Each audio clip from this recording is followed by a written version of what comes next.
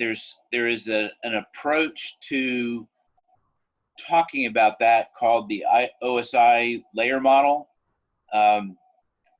If you're not a techie geeky person, then it's going to put you to sleep. But the point is that what we're talking about, and I'm just using these two, physical and logical categories. The 7-layer OSI model is directly applicable to what we're talking about. So if you're a computer person or a network person, all of this stuff will line right up. And I hope that I've made it simple and straightforward enough so that if you're not a tech geeky person, it will still be helpful for you. I want to take another minute and talk about Wi-Fi interfaces in particular.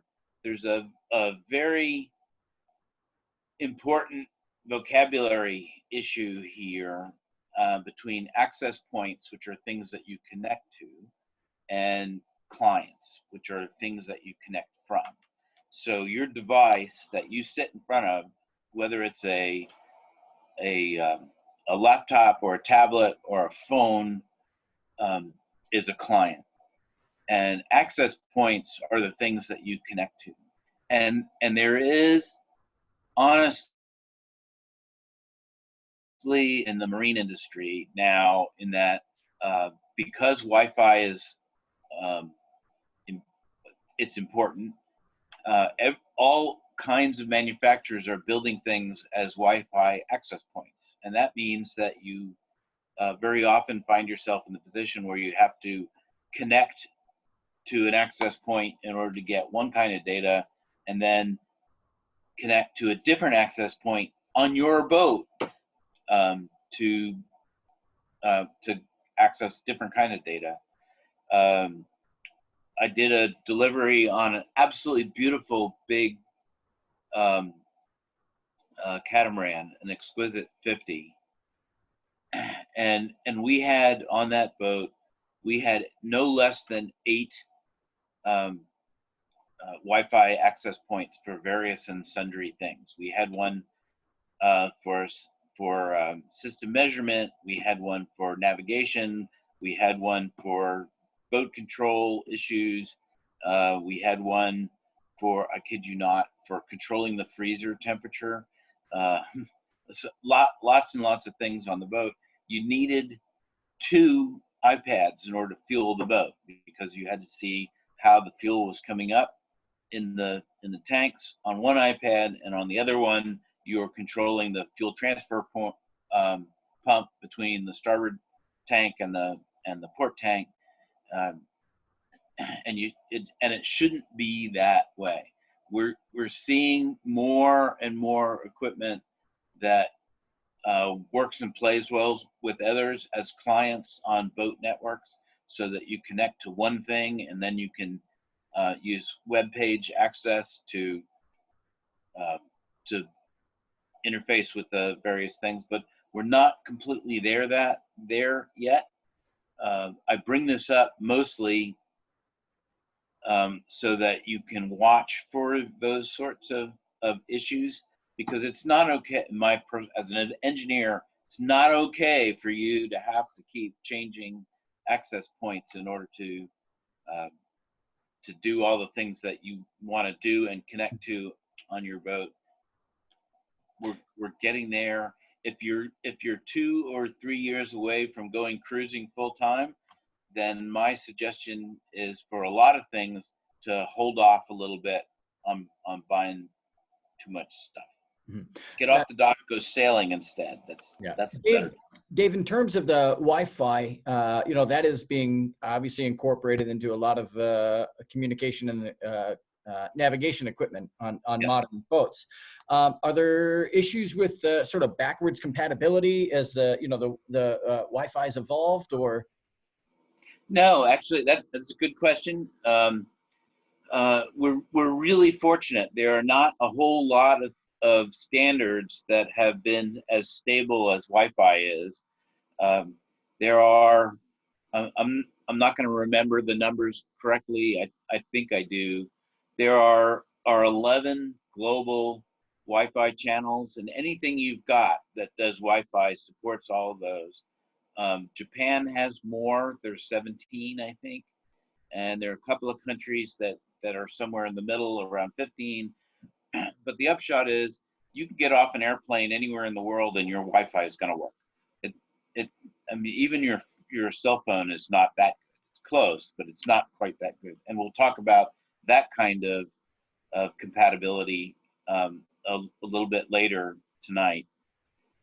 But Wi-Fi is actually something that's so standard and so common that that you can just count on it working, whether you're sitting in a bar in Singapore, or one in the Bahamas, or one on Catalina Island.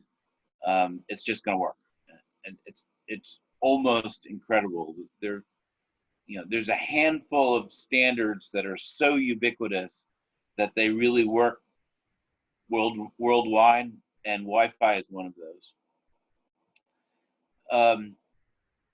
For future proofing, again, by using these little tool, it puts you in a position where you can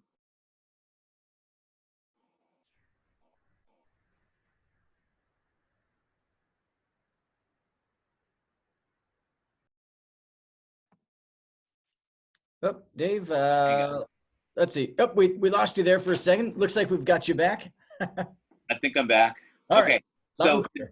So if you, in this case, in the little picture on the bottom, we've got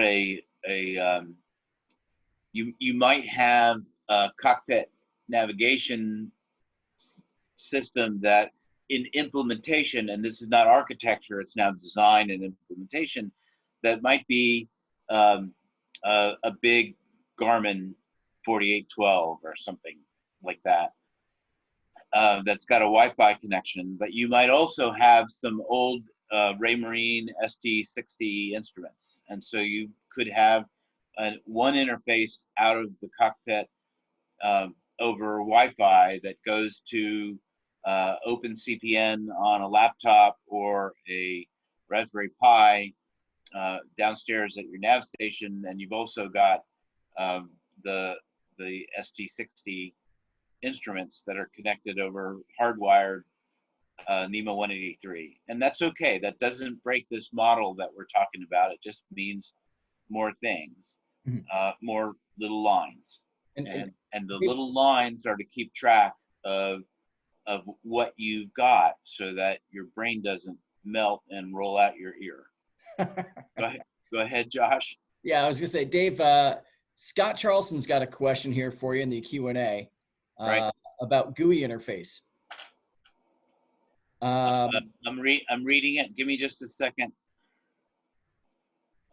Okay, so I've actually, that's a wonderful question. I've actually talked to some manufacturers like ActiSense about making a box that can be a client to multiple access points and be a single access point that then passes all that stuff along. That box is not there yet. It's probably coming. What's likely to come faster is that the marine industry is going to grow up a little bit and make things that are good clients.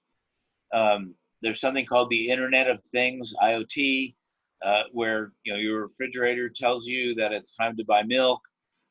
Your thermostat tells you that it's time to buy more fuel oil for your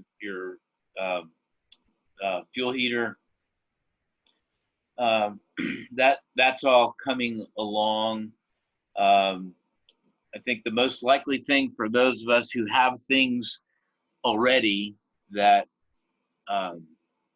have this disparity is that some clever technical guy is going to write some code that runs on a Raspberry Pi to do what we're talking about. because what you asked, Scott, is exactly what we should have, is a single network so that you can access all of the devices from one browser. From Ron, the big deal here is that radar really is the hard thing, because there are two ways of getting radar on a portable tablet or a portable device, whether it's a tablet or a laptop or a phone, doesn't matter. Two ways. One is you just present the data, and Raymarine and Garmin and Navico. Navico owns B&G, Simrad, and Lowrance. They all have tools that let you mirror what's on your MFD. Downside of that is that whoever's on, and so it really would be nice to be able to just get the data across so that you can independently operate that. The only people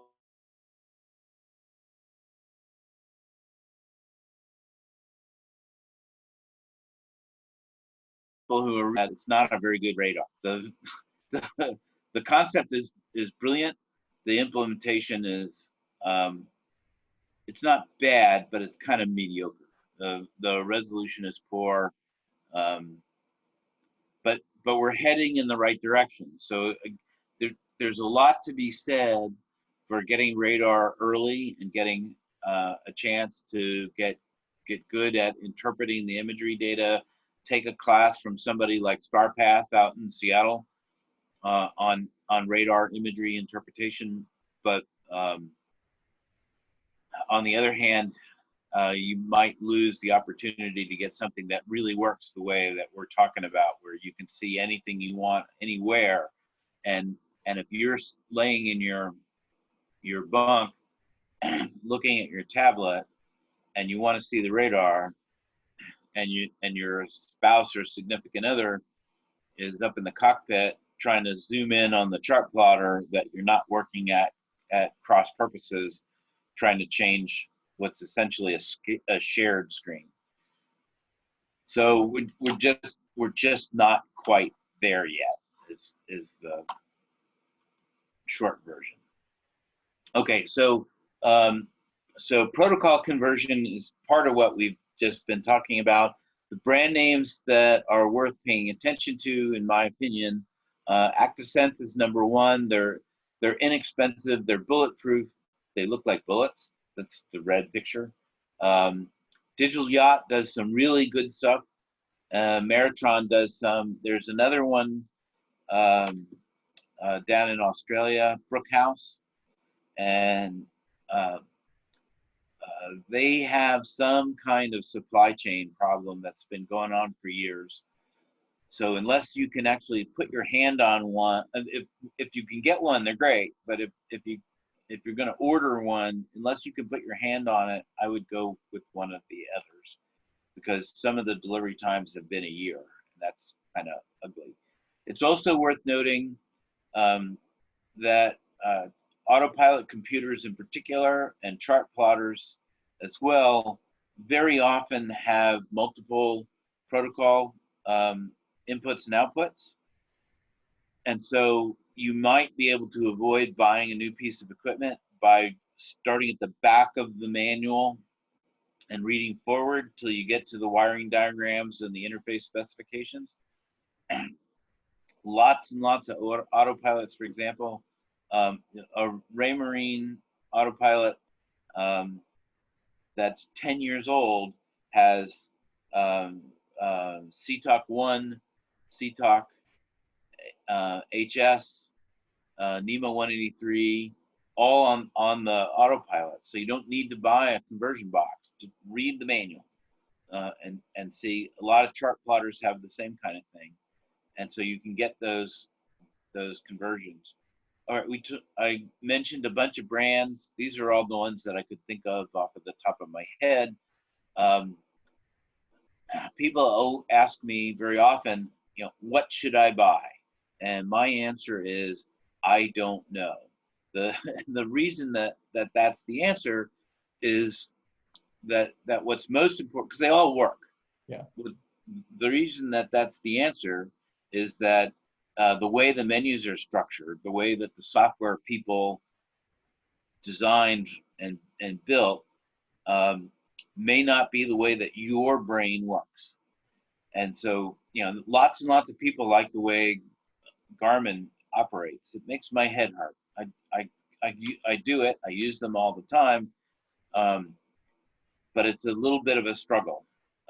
Raymarine and Furuno work for me. Navico is just, for me, is just brilliant. So the answer that I suggest is the good answer. Is coronavirus notwithstanding, get thee to a big boat show like Miami or Fort Lauderdale or Annapolis or Southampton or Stuttgart, one of the really big ones, or go to a West Marine superstore, and like the one that we're fortunate to have here in Annapolis, and just plan on spending the afternoon working with the various brands and see which one feels most natural to you, because what works best for me may not be what works best for you. In terms of actually doing navigation, it really truly does not matter. Yeah. But but what you want is something that feels natural to you, so that when you come up on deck because your significant other or your crew have called for help, it's always going to be 3 o'clock in the morning. It's always going to be raining, and you're always going to be in your underwear. And you'd like something that works the way that your brain works. And you're not going to figure that out without spending some time really on top of it. So PC-based navigation like OpenCPN, Coastal Explorer, Time Zero, MaxD has really been a game changer. Things are entirely different now than they have been in the past. That doesn't mean that dedicated chart plotters don't have a role, particularly with radar, and particularly for weatherproofing and full sunlight display. But having a chart plotter in the cockpit and having a laptop-based navigation at the nav station that talk to each other is really, really, really nice to have. And even if they don't talk to each other, I just came off this morning, so if I look a little scruffy, I've had a week-long delivery, and I only got home about 1 o'clock this afternoon. So bear with me for being scruffy. And of course, barbershops are closed. So. Hey, you're looking good. Okay, thank you. It's very nice of you. Hey, Dave, we had a couple of questions here. Okay. One from Scott again. He's asking, is there any one in particular that crashes the least? And they all update equally. They all have the same core info ? Good question, Scott. No, Raymarine's got the black screen of death that they ran into in the classic E series for a while. Garmin had the random reboot problem for quite a while. Oh, geez. Sorry, my phone thought I was talking to it. Furuno's been pretty robust. Haven't really run into a lot of Navico problems, but they're small, they're minor, they're frustrating as all get out, but none of them are head and shoulders above the others in terms of performance. What was the rest of Scott's question? Yeah, no worries. So the rest of the question was, essentially, do they all have the same core info? So core. Mostly. Yeah. Um, remember that Garmin bought Navionics, Mm-hmm. and so they have shifted pretty much everything over to a Navionics base with vector charting. Raymarine has responded by uh, doing more CMAP stuff with raster charts. Um, NOAA has announced that they're going to phase raster charts out over the next 10 years. How fast that happens depends on the federal funding process. Um, I don't know. I personally like the old-fashioned raster charts better. They're easier for me. Lots of people think Navionics is the bomb. Again, you've got to look at it and see what it does. Shane, I see Shane's question. Um, um, okay, so he's asking about using OpenCPN and what platform to run that on. Runs fine on Raspberry Pi. All kinds of people are doing that on Cruisers Forum, um, cruisersforum.com. The people who write OpenCPN have a sub forum on there, and you can read through that and see what's going on. Panasonic Toughbook is pretty expensive. And that we're now going from fact to opinion. Okay, so I try and separate those. This is my personal opinion. I really like the Lenovo ThinkPad T series laptops. The one that I'm on actually now is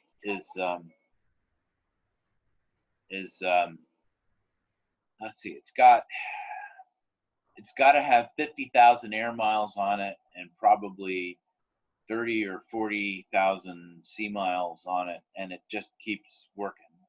And they're not terribly expensive. Solid state drives are the bomb. Definitely spend the little bit extra for an upgrade on that. They boot faster, and it's not rotating equipment, so you don't have to worry about dust quite so much. People get confused. They think they worry about water on a boat, and the biggest problem on a boat, especially a liveaboard boat, is dust, because every time you move, you generate dust, and so you end up um, um, opening up your laptop once a year and vacuuming it out or blowing it out, or a combination of the two. I'm going to talk for George. I'm going to talk about AIS here in a little bit and splitters, so I'm going to defer that because I've got a slide.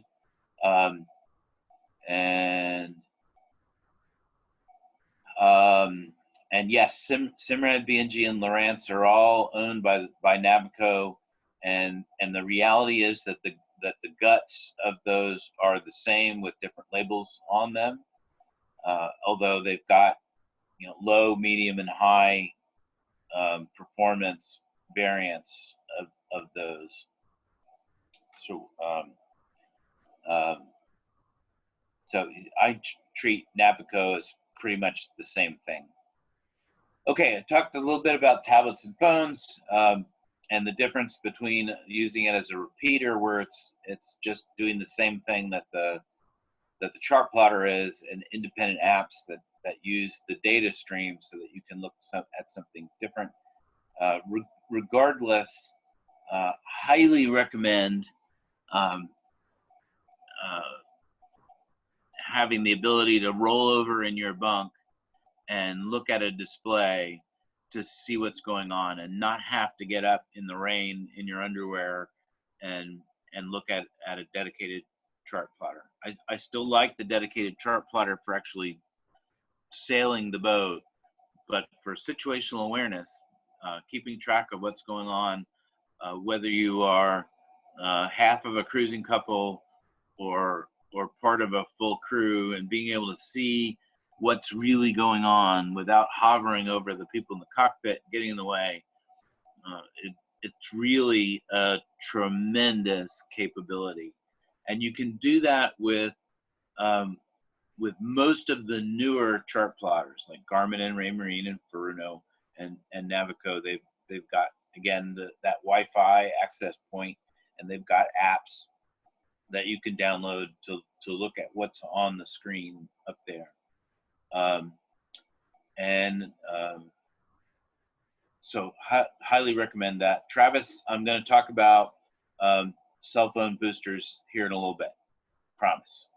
Got a slide. Okay, so instrumentation. There are two parts of this in terms of thinking and those boxes that we talked about back in architecture. One is the things that describe what's going on outside the boat. How deep is the water? How fast is the wind blowing? What direction is it coming from? How fast is the boat moving? Those are external instruments, and the Raymarine ST60 and ST60 Plus are kind of the ubiquitous solution there. But Garmin's got good stuff, and Furuno's got good stuff, and Navico's got good stuff. But that's the external part of things. The biggest piece that I can offer here is that a couple of things. One is that there are newer transducers that go through the hole in the boat, bottom of the boat, that do speed acoustically instead of having a little paddle wheel, and those are worth their weight in gold, because you don't have to keep cleaning the paddle wheel. You don't have to, every time you go sailing, you put the paddle wheel in. When you come back, you take the paddle wheel out, you put the plug in.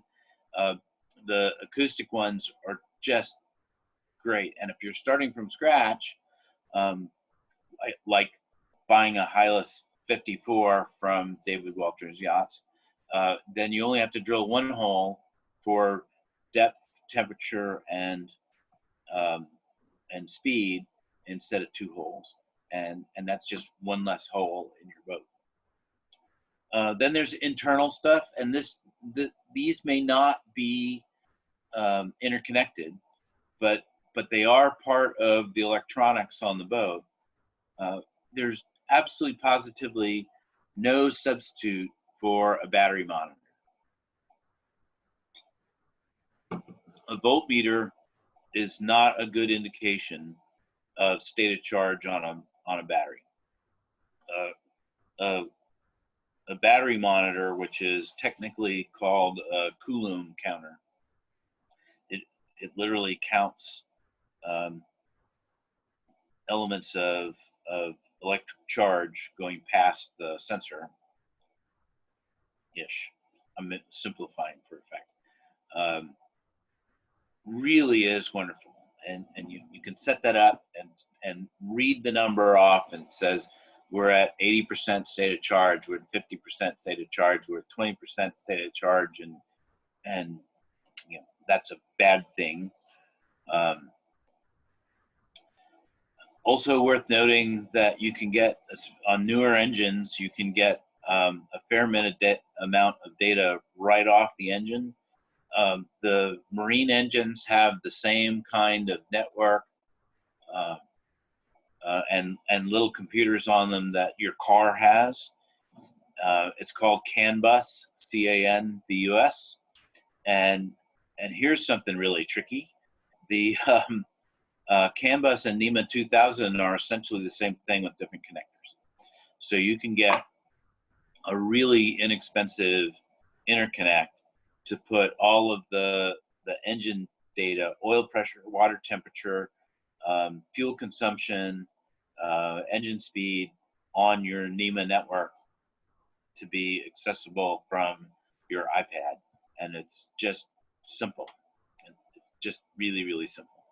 HVAC-R, not really a good reason in my personal opinion, despite the Sea Lark story that I told you a little while ago, where we could log into the freezer and see what the temperature was in the freezer and change the temperature. I don't see a lot of value personally in interconnecting that, but it does make sense to have thermometers, whether they're inside the fridge and the freezer or have remote displays, to know what's going on in there.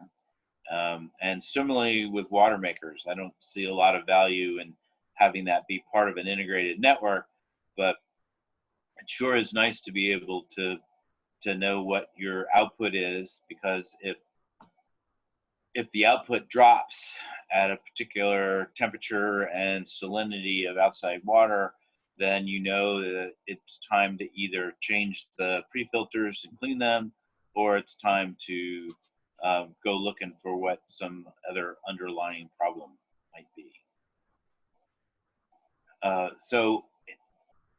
Simple is good.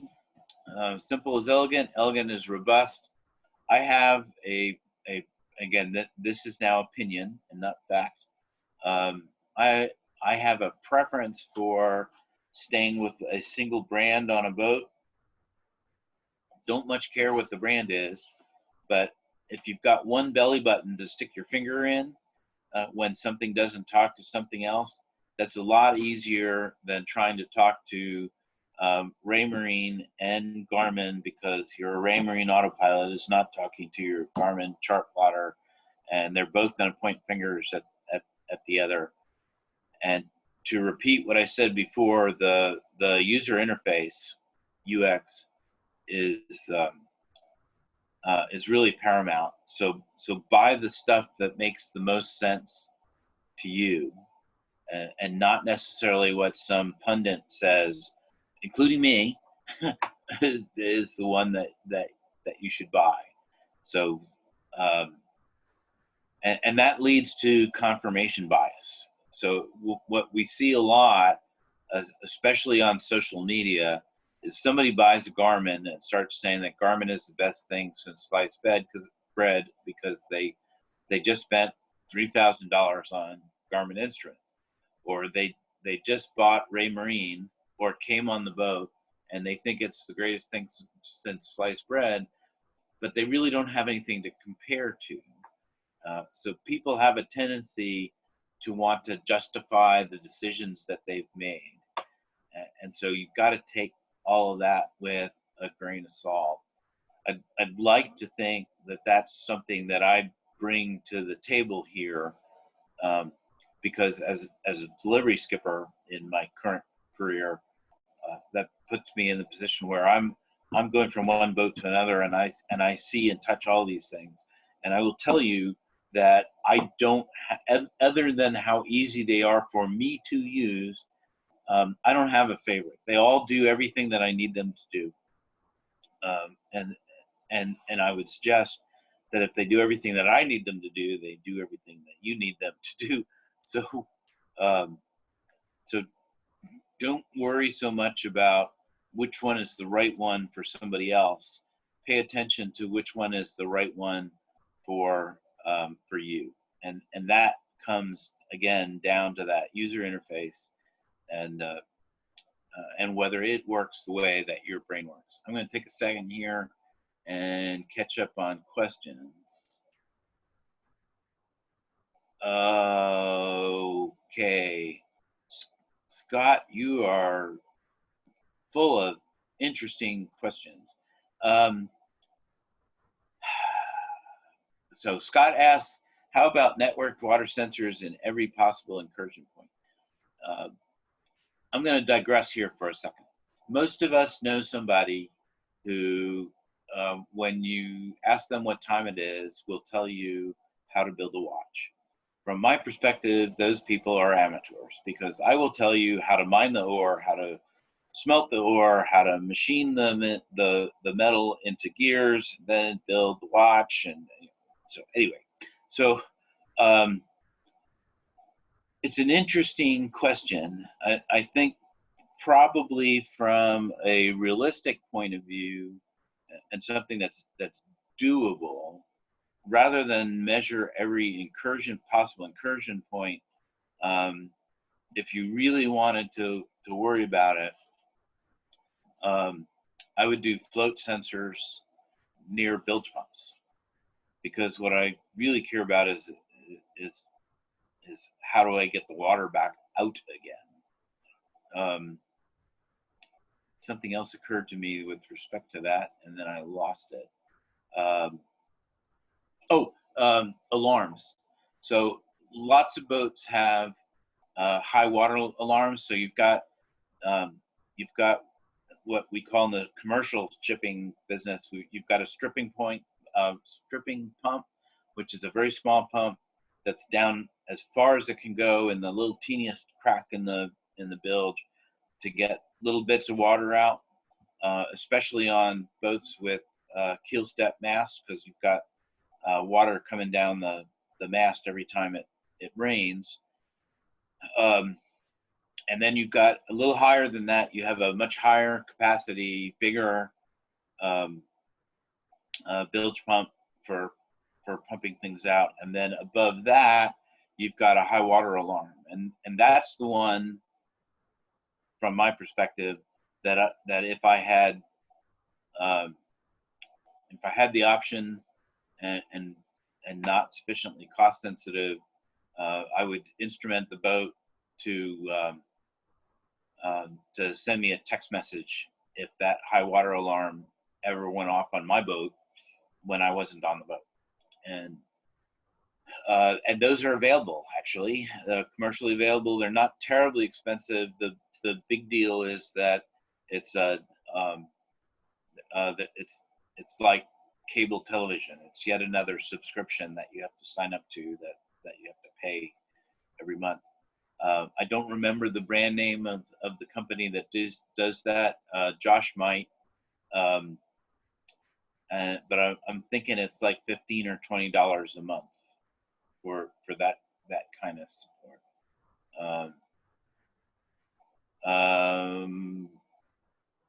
CAN bus for Tilo, if I pronounced that correctly. If not, I'm sorry.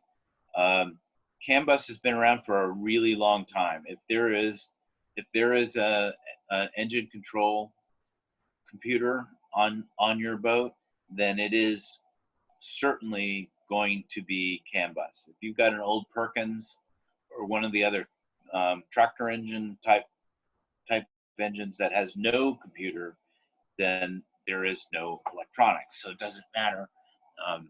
But 25 years, something like that, there's been CAN bus, and Yanmar was an early adopter. So if you, depending on what you have or are looking at, like a 4JH 2 or 3 or 4, it's got to have a CAN bus connector on it, and you just plug into it. It's just really magic. Okay, so let's talk about communications for a little bit. All right, so again, I like the big picture. Excuse me. Okay, I'm going to back up here because Dan gets the prize for the best question yet today. So if you're going simple, the single most important instrument on the boat is a depth sounder. One, because you'd like to know when you're running out of water, but more importantly, it's a tremendous navigation tool, because if you read your chart and where you think you are has 30 feet of water, and your depth sounder says that you have 8 feet of water, then you are not where you think you are. And you need to really pay attention to what's going on around you and figure out where you really are. And that's where the navigational value of a depth sounder is just absolutely irreplaceable. So that's essential. I like having wind speed and direction. I think they've got real value. I'm a little lazy in that respect. It's nice to be able to look down and look at it. Um, Physics is our friend here. At 12 knots, the wind starts to blow the caps off of waves. They don't become waves, but it blows the tops off, and so you get those little white horses all over the water. So you know when 12 is, and when you get more and more white, it's getting faster, and and for most of us who are mostly male and mostly older, we're at the point where we know, we've come to accept that we don't actually lose any hair, it just moves around. And so the hair that grows out of your ears, if you pay attention to that and you turn your head so that it feels the same on both sides of your head, then you know where the wind is coming from. So you can do without wind speed and direction with a little experience and some practice, but that's a really, really good instrument. I would put that next. Boat speed. If you either keep your paddle wheel really clean, or you get one of the acoustic speed sensors that I talked about earlier, then the real benefit of that is that you can look at your GPS speed on a chart plotter or your phone and compare that to so that's speed over ground. Compare that to speed through the water from the instrument on the boat. And in some places in the world, that makes a big deal because you're talking about currents. And so the race at the eastern end of Long Island Sound by Fisher Island, the C&D Canal between the Chesapeake and the Delaware, certainly up down East Maine and up into Nova Scotia where the tidal currents get really high. It can really help a lot then to have that. But we're talking about that basic set of sailing instruments. You need to know where you are, and you can either do that with paper or you can do that with electronics. You can spend an awful lot of money on paper, and it gets heavy really quick. I'll tell you a very fast, just checking time here. Tell you a very fast story. When I was a contractor for the United States Navy, we were doing something called a SLEP, Service Life Extension Program, for an amphibious assault ship, and the ship had literally become unstable. And we went through and did a survey, and we took about 40 tons of paper off that ship and about 20 tons of floor tile. We peeled up layer after layer after layer of floor tile and then did one new layer. And that ship fights today. So we didn't have to buy a new ship. I mean, the United States didn't have to buy a new ship.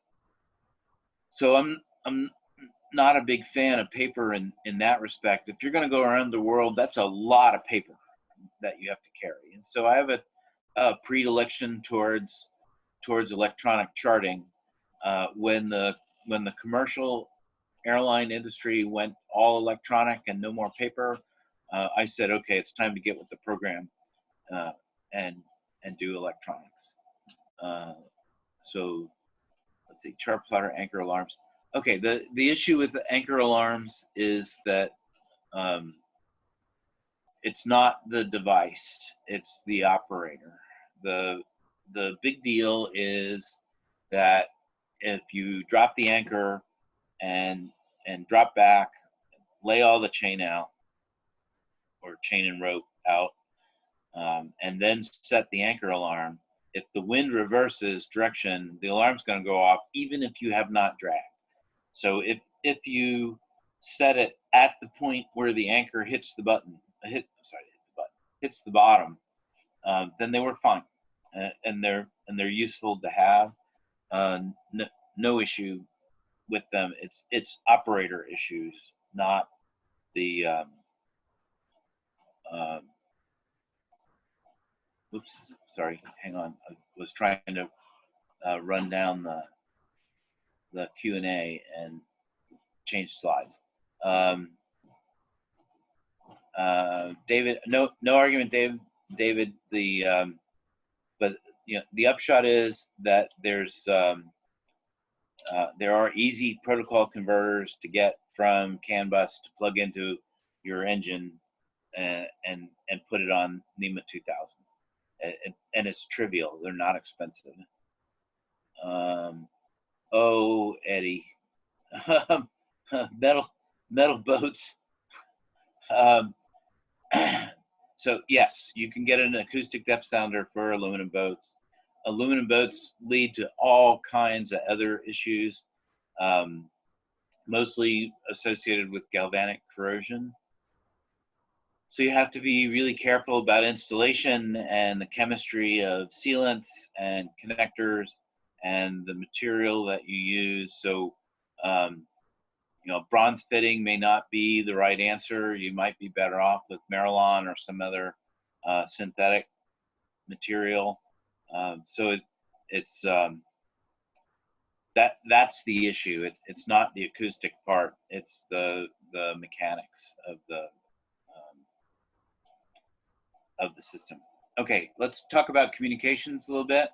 And once again, I'm going to tell you how to build a watch. So here's just a mechanism for, and again, I'll remind you, you can download all the slides at the end, and then and my email address is at the end, so you can send me notes. This is just a way of thinking about what you're trying to accomplish, because some of us are going further afield than others. And so what you need and what's important to you may make a difference.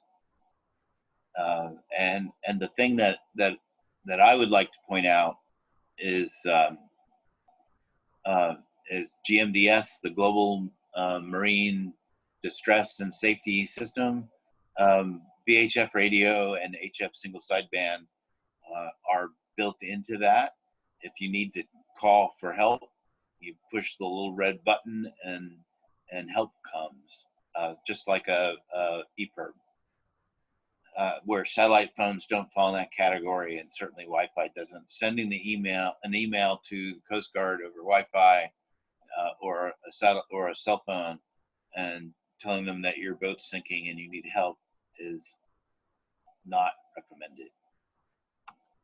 Okay, so what are we trying to accomplish? Most people want to be able to call home, and you want to call local. So if you're cruising in the Bahamas, for example,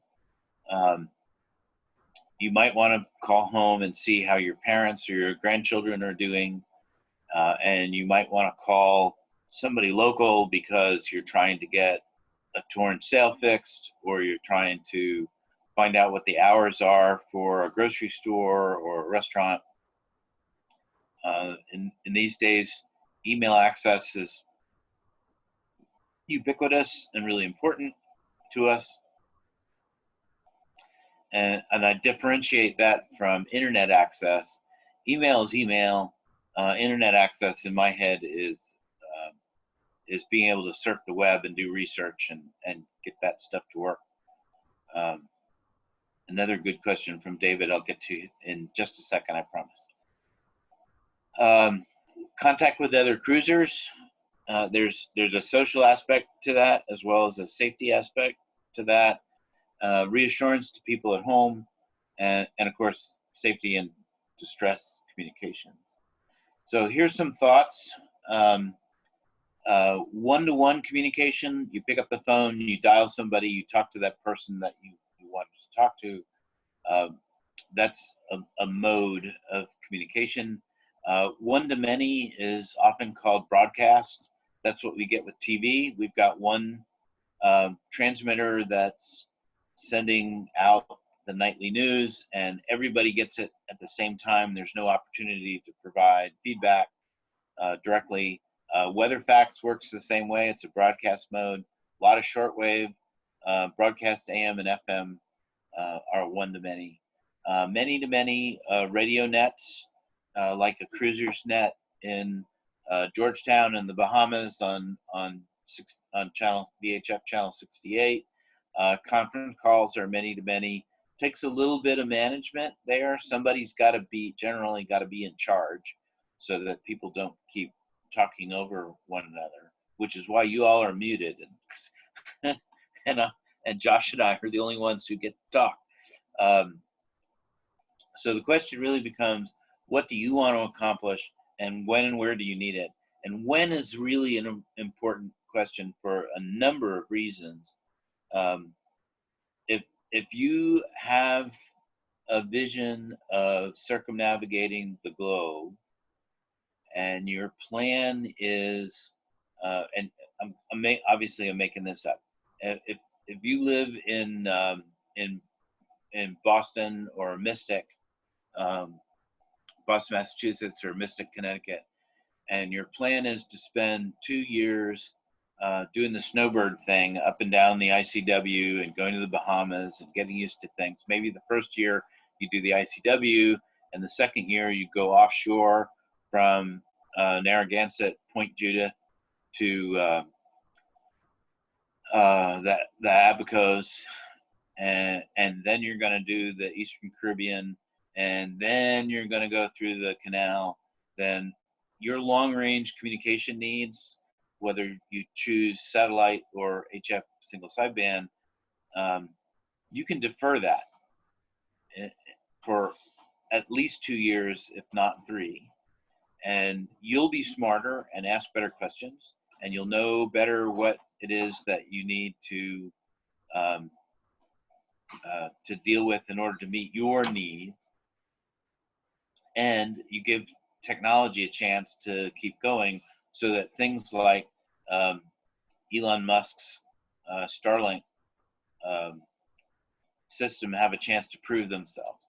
Because if he's right, if Elon Musk is correct, and he's built a good system, and it really works, and he can bring it in at a price point that's attractive to people, Starlink will change things. I mean, it will really, really change things for internet at sea. But it might not. He might be wrong. He and his team might be wrong. They've done most of their testing from aircraft at 30,000 feet, and so there are spreading losses, R-squared losses, that they may not have their arms fully wrapped around yet. The price point may not be something that actually drives sufficient market to be able to keep it going. So it's an unknown, and if you're not if you want to get off the dock in 2020, which is an interesting thing in the current coronavirus times, because you may not have anywhere to go, but because of closed borders, then yeah, you need to start making decisions now. But if you're looking at 2022 or 2023, then for high technology stuff like communications, I recommend to people, wait until you're about 6 months out from really getting off the dock, and then make the best choice that you can, and don't beat yourself up over it if it turns out that you missed a little bit. I'm reading Dan's question.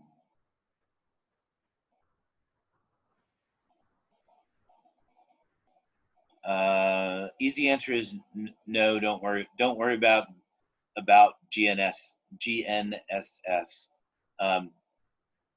We've got GPS, we've got GLONASS, we've got which is Russian, we've got the European system, China's coming online with their system. They all fall under the category of GNSS. GPS, realistically speaking, and not out of patriotism on my part, is the most robust of those. GLONASS is pretty good. The Europeans are still really trying to get things online. China's not quite there yet. So it makes sense to me to buy, if you're making a purchasing decision today, buy one that supports as many of those component systems as you can, but don't stress over it. GPS is going to be plenty, in my opinion. Okay, we're going to go back to vocabulary here for just a second, because people get all wrapped up around what they need, what they think they need. And it's the magic question to ask yourself is, why do you think you need something?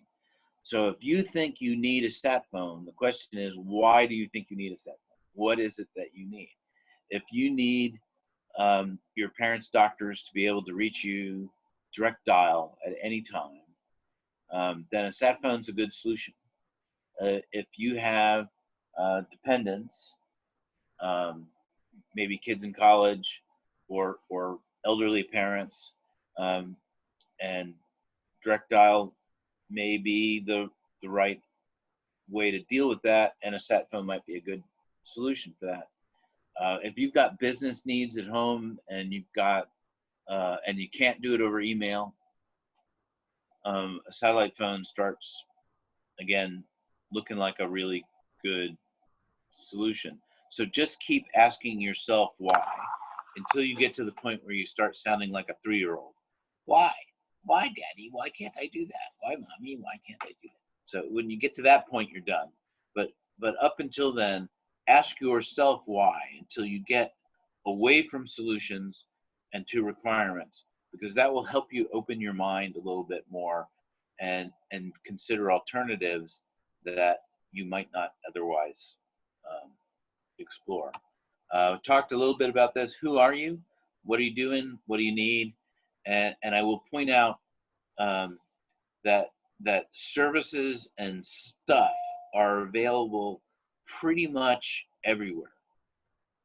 And although it can be a little more expensive to buy a piece of electronics in Grenada or Trinidad or Tobago or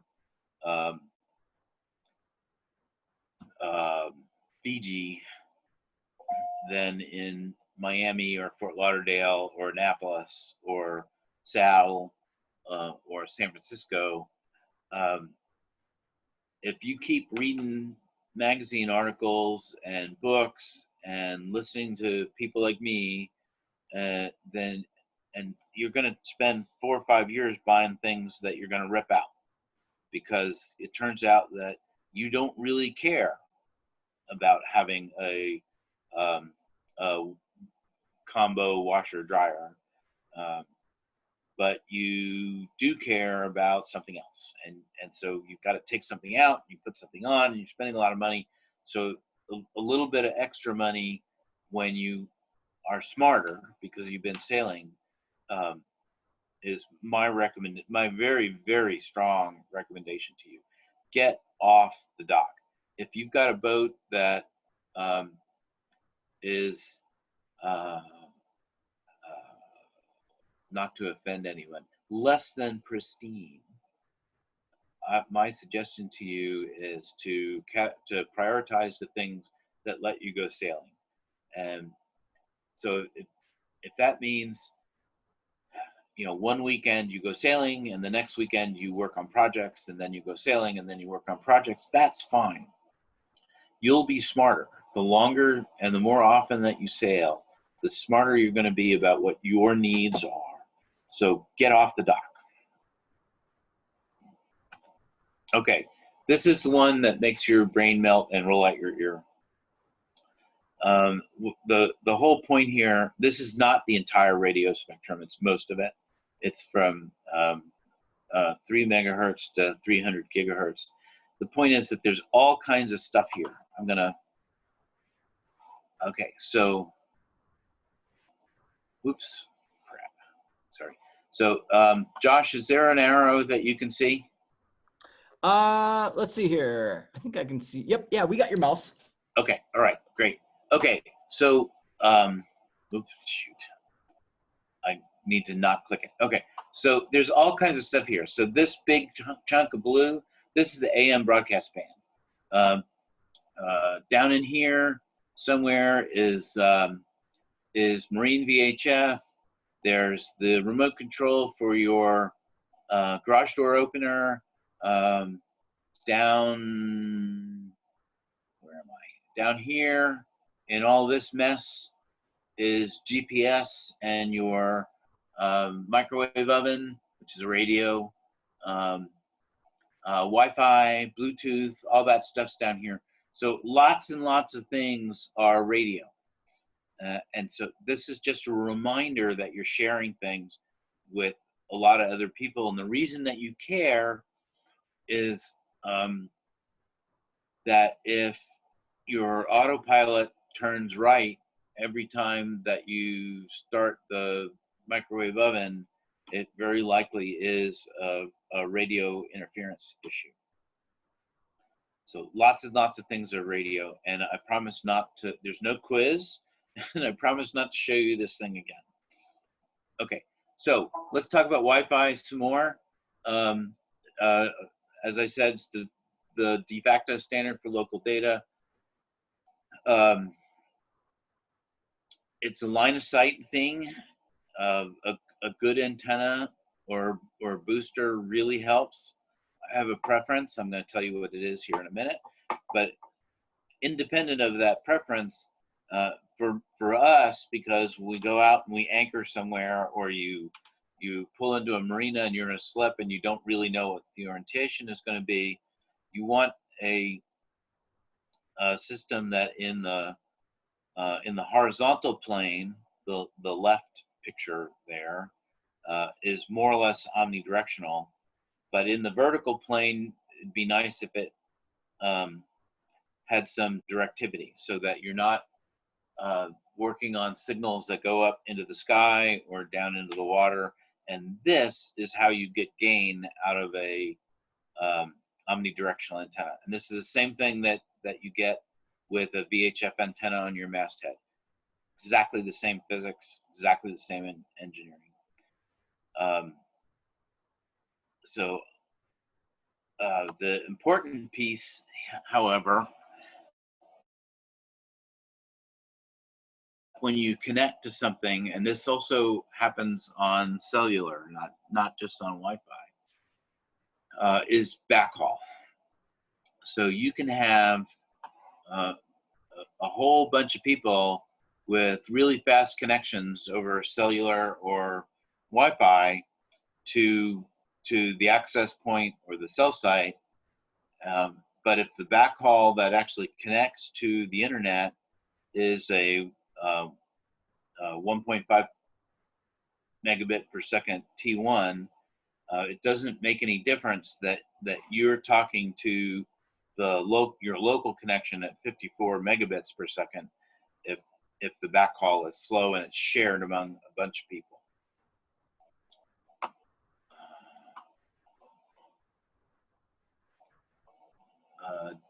Dirk, good question. I'll get to that, I promise. It's another great question. You guys are good. Okay, so here's a picture of one of the range extenders. This is a Redport Halo. The Halo is nice because it comes with both a range extender, which is this part, and the optimizer, which is for Wi-Fi distribution inside the boat. It's a little clunky. The interface can be a little awkward. It takes some getting used to. My personal preference is the Ubiquiti Bullet. and I use a Cisco Linksys WRT 54GL for the inside of the boat part. If you are planning full-time cruising and doing a satellite phone, then send me an email, because there's some other um, options that let you make life easier to go between Wi-Fi and cellular and satellite. But I don't think we don't have time to go into that detail. There is a guy down in Florida, in Tampa, I think, Bob Stewart, at a place called Island Time PC. Highly recommend Bob. He sells systems based on the Microtik Groove. The Groove is pretty much as good as the Bullet, a little simpler, a little cheaper. But the real deal with Bob is that his level of customer support is truly second to none. Just fantastic. So I got out of the business of selling these things because Bob was so good. And that's all he does. I do a lot of things. This is all he does. It's worth going to Bob. And you can roll your own if you want to.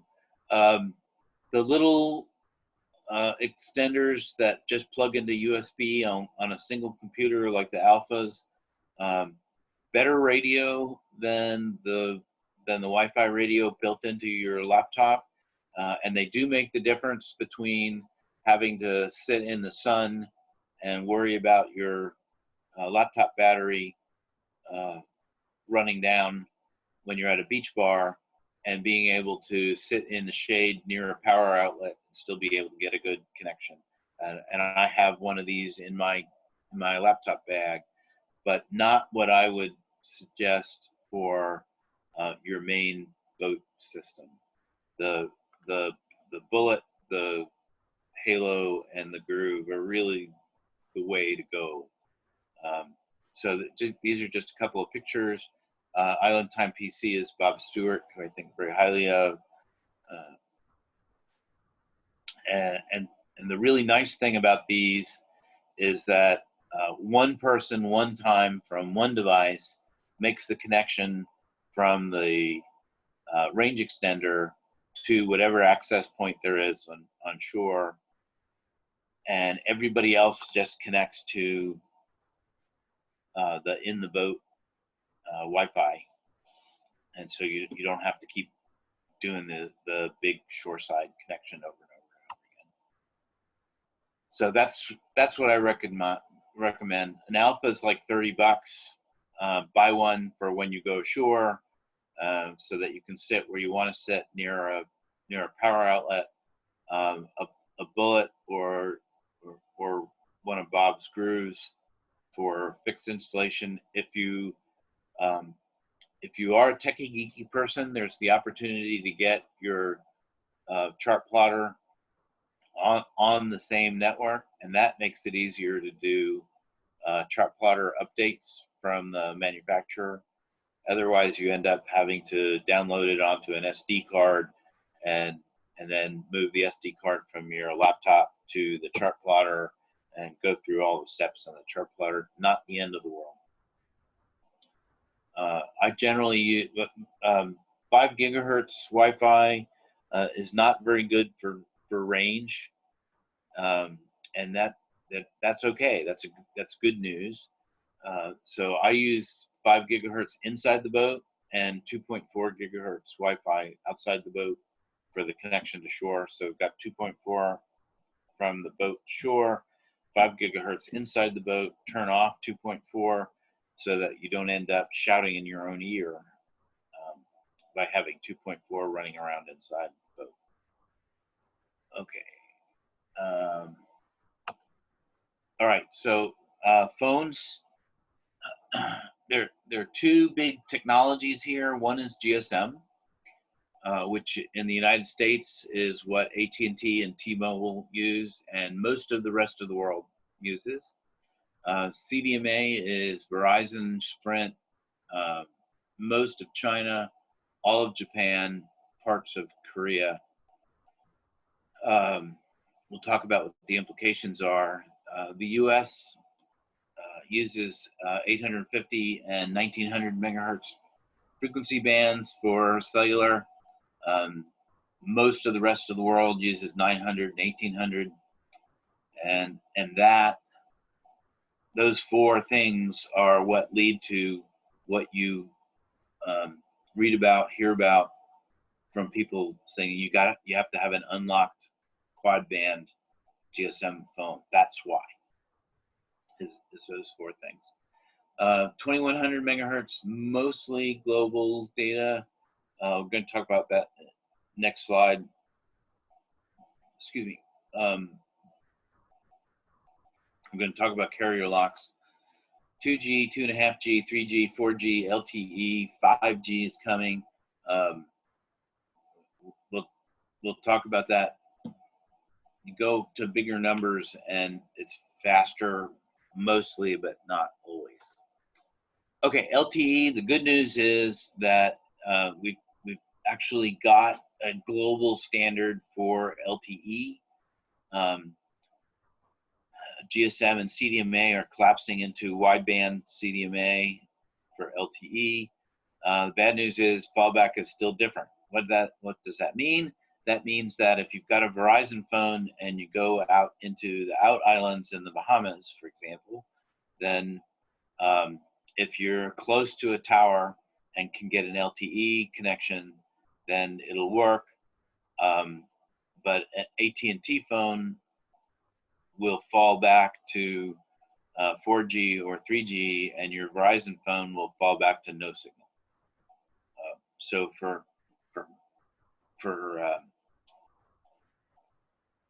cruisers that really leave the United States, AT&T's got a lot more flexibility.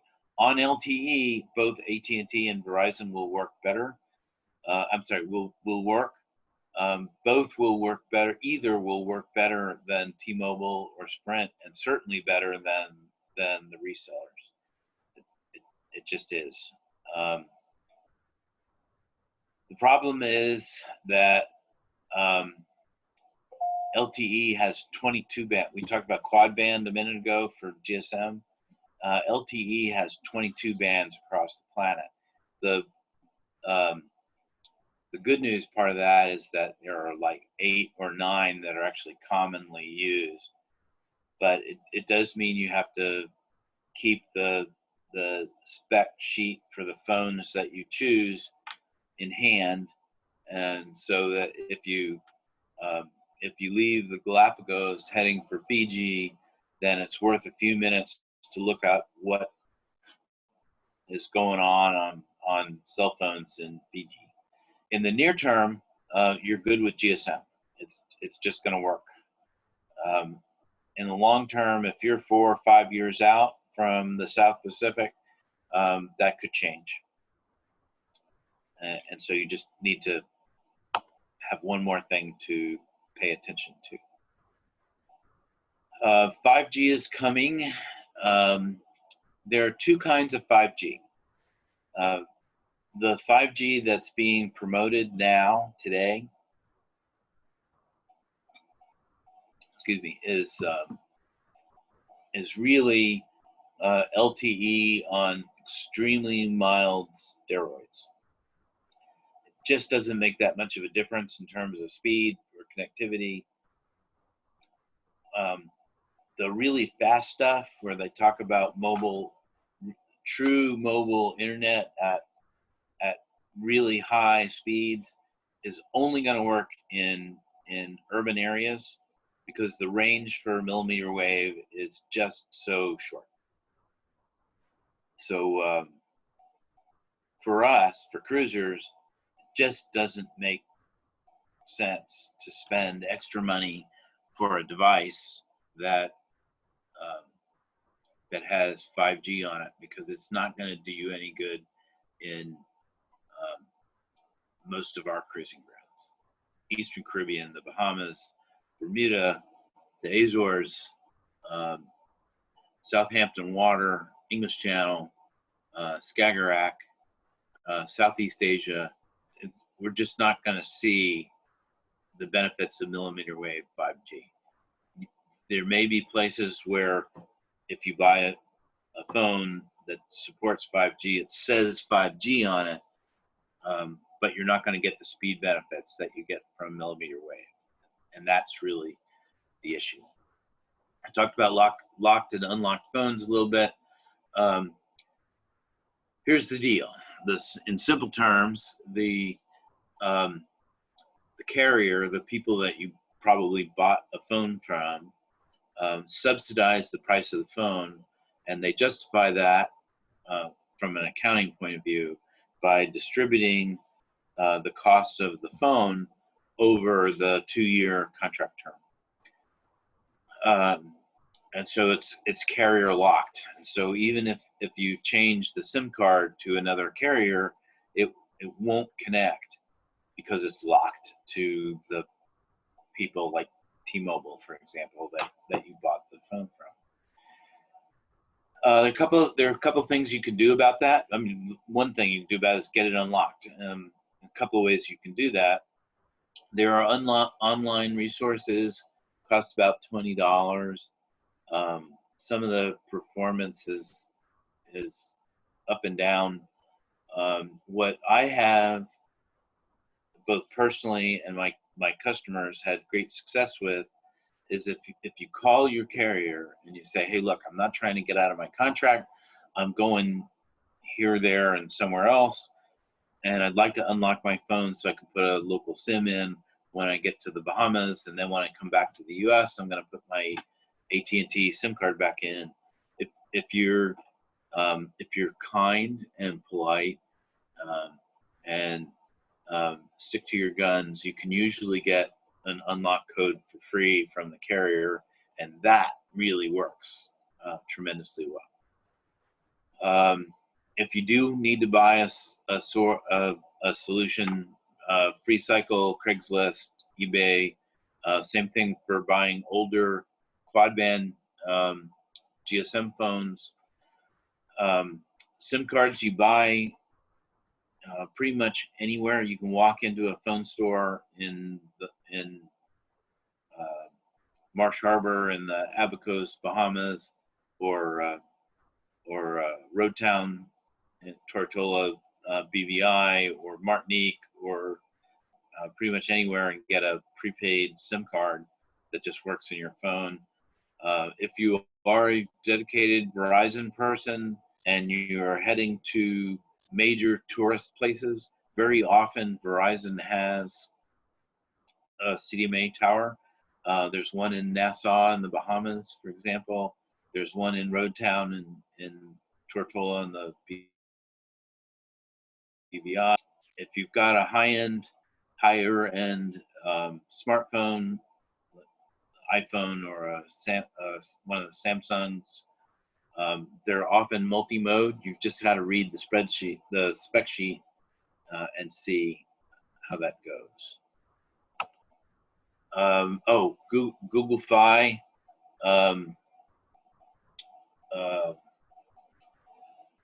Google Fi is not its own network. Google Fi is a contract between Google and a number of networks, and it's based on the presumption that you are U.S. based and not traveling a lot. Certainly not a nomad in that respect. Google as a company is really good at writing software, and their software that supports Google Fi and the accounting for that so that they make money is getting better and better and better. And so they're now at the point where they are really keeping track of your individual usage, so that if your roaming costs that Google have to pay, because Google Fi is a flat rate arrangement. If your roaming costs that Google has to pay to phone systems in other countries becomes higher than what they're getting from you, then they flat turn you off. You get a text message that says you have failed to comply with the terms and conditions of your contract, and until you get back to the United States and use your phone consistently in the US for a while, then your phone won't work. So not necessarily a good solution for a world cruiser. If you're a snowbird who's going to the Bahamas every year for 2 or 3 months, and then you go back up the U.S. East Coast, it can work. My Island Wi-Fi is probably in the end a better solution, because as long as you can use voice over IP, so voice over data like Skype or WhatsApp, then that's probably even better solution for the Bahamas, because they only do the Bahamas and Florida right now. I am going to talk about AIS here in a minute. Okay, I think I hit Google Fi. Okay, I've got another. Oh, okay. So if you're using Wi-Fi for connection, VoIP, voice over IP, makes a lot of sense. Here's the really stupid, simple answer to what should I use. Generally speaking, people are trying to get a hold of their grandchildren, and so you just use whatever the heck they're using. If they want to use WhatsApp, or they want to use Viber, then just use that. Don't try and talk them into something else. You want to use what they're using, so that when you do have a connection, you can see whether they're online or not. You can talk to them. So trying to convince your grandchildren to do something different is not a great path to success. So just let them take the lead, and you'll be better off. Do be aware that if you're using Wi-Fi, a lot of the systems like Skype are filtered now by access points. What that means is that because people are sitting around, in our case, sitting around in anchorages trying to do video teleconferencing with their grandkids, the shoreside access points, the people who own those and who are paying for by the bit internet connectivity, are starting to filter that stuff out. So cellular works better. Again, Bahamas, where so many people go and so many people go cruising long term, My Island Wi-Fi is really the way to go for that. And again, that backhaul issue that we talked about before. You can get a free telephone number from Google, Google Voice. The nice thing about that is that you can add and drop numbers online. It doesn't always work outside of the United States. It depends on the phone system. But regardless, you can get voice to text to a local number. And when you do have an internet connection, you can look at and listen to all of your voicemails. So it really is quite convenient. And it's free. Okay, so before I talk about this next one, I want to catch up on a couple of questions that are lingering here. Going back to radio stuff, there was an excellent question from somebody who I've lost track of about LED interference. The issue there is really not the LEDs, it's the power supplies for the LEDs that are built into the package, but you and I don't really care why it's being a mess. it can be a mess. Lots of issues with HF single sideband interference from LEDs, some with VHF. It's worth getting good good quality LEDs. You do pretty much get what you pay for, especially if you're going to convert your anchor light and or tricolor, where it's right up next to your VHF antenna. Spend the extra for the good stuff. A good question. Another good question from George on lightning. I could spend an hour talking about lightning. Let me try and make this short. Tens of thousands of volts and hundreds and thousands of amps from a real direct lightning strike, and all of the cool little green wires and bonding systems and the little fuzzy dissipator at the masthead, possibly some value in reducing static electricity that builds up at the masthead that might, science is not there to prove this, reduce your chance of being hit in the first place. But if you are really hit, as opposed to a hit that's 100 meters away, that hits the water or another boat or something, if you're really hit, all those little wires and things, the electrical engineering term for those is a fuse. They melt. The hull melts. You get these little pinholes in the hull that water comes in. Getting hit by lightning is bad. And there's not a lot that you can really do about it other than be somewhere else. There's a guy in Florida, I forget his name, but he sells a lot of systems. He works at the University of Florida, either University of Florida or University of South Florida, I don't remember. But he's also got an outside business that sells this stuff and sells consulting and sells.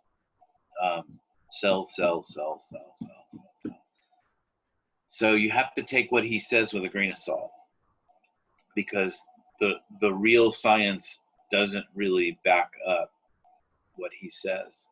The state of Pennsylvania did a study with UPenn about 15 or 20 years ago.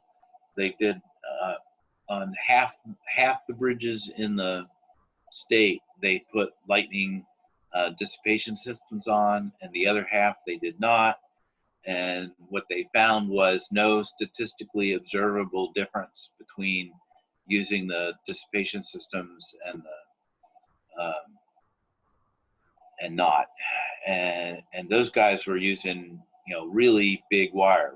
We're not running. You and I are not running 00 wire up the mast. They were doing some big stuff. And so if somebody's found science to the contrary, I would love to hear about it. But from what I've seen, there's no real virtue to pretty much anything other than don't be where the lightning comes down, which is kind of too bad. It'd be nice if there was a really good answer. Okay, so jeepers, I got a lot to talk about yet. Okay, mobile phones for data. You have to, the big deal here is that you do have to pay attention to whatever the data caps are for your particular account. This is where things like My Island Wi-Fi really shine because they're unlimited. I like the little separate uh, data sticks, um, mostly because you can get some that, like the one that's pictured here, that have an external antenna port on them. So you can put a antenna jack, plug into the antenna jack, and have a antenna up high to increase range.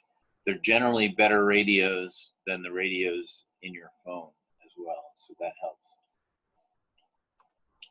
Somebody asked earlier about um, cell phone boosters. There are two basic categories here. One is a repeater.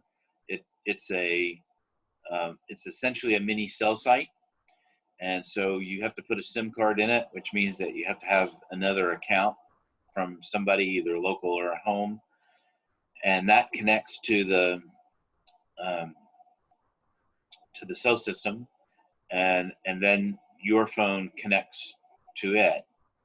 The alternative is a booster, which just takes a big hunk of frequencies. The WeBoost 4GX is a great one. The only problem there is frequency coverage.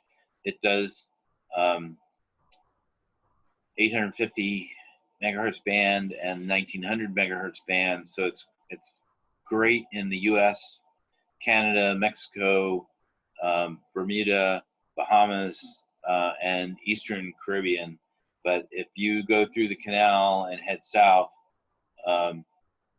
you're going to need another piece of hardware. And I don't have a recommendation for Europe and the South Pacific because I haven't found one that really works.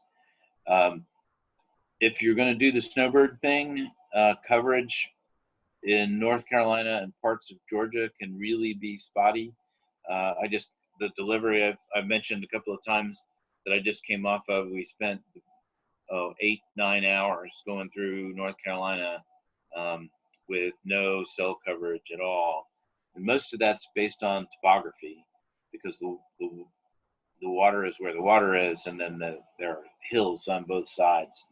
So the guy on his deck behind his house looking at you has got 2 or 3 bars, and you 30 or 40 feet lower than him have nothing. So these systems, not only are they better radios and better antennas, but because you can get the antenna mounted up on a spreader, then you get better line of sight, and it goes on. So if you're trying to do work, or you really got, somebody's got to be able, absolutely positively has to be able to call me, and I can't accept rolling to voicemail and calling them back later today or tomorrow, then this is a good solution to that. And hang on. Oh, and my friend John McDougall is here. John, KA4WJA, and he remembered which school it is and gave the link to him, to the guy. I have no argument with what John wrote there at all. Except I will repeat that tens of thousands of volts and hundreds of thousands of amps, and we just don't have big enough wires to get all that into the water if you really take a direct hit. That's different from a nearby lightning strike and the pulse. Otherwise, we're talking about just really, really big wires, and stupidly big wires. So, but thanks, John, and really glad you're here. You keep me honest. Okay, so carrier recommendations. If you're staying in the United States, Verizon still has a very small edge over AT&T for coverage. If you are leaving the U.S., doing the Bahamas, Caribbean, rest of the world, then AT&T is a better home phone. In general, again, Verizon's got a little bit better coverage in the U.S. AT&T, when you can get AT&T, tends to be a little faster. That's my experience.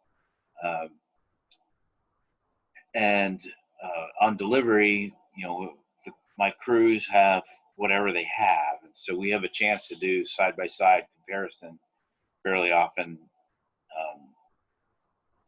So I'm not reading this off of something as this guy sitting in the cockpit saying, okay, you do a speed test and I'll do a speed test, and you do a speed test, and we'll see what works. And, AT&T tends to be faster. Verizon tends to have slightly more better coverage. Nobody else keeps up. T-Mobile, Sprint, Cricket, whatever the Walmart company is, just simply not the same.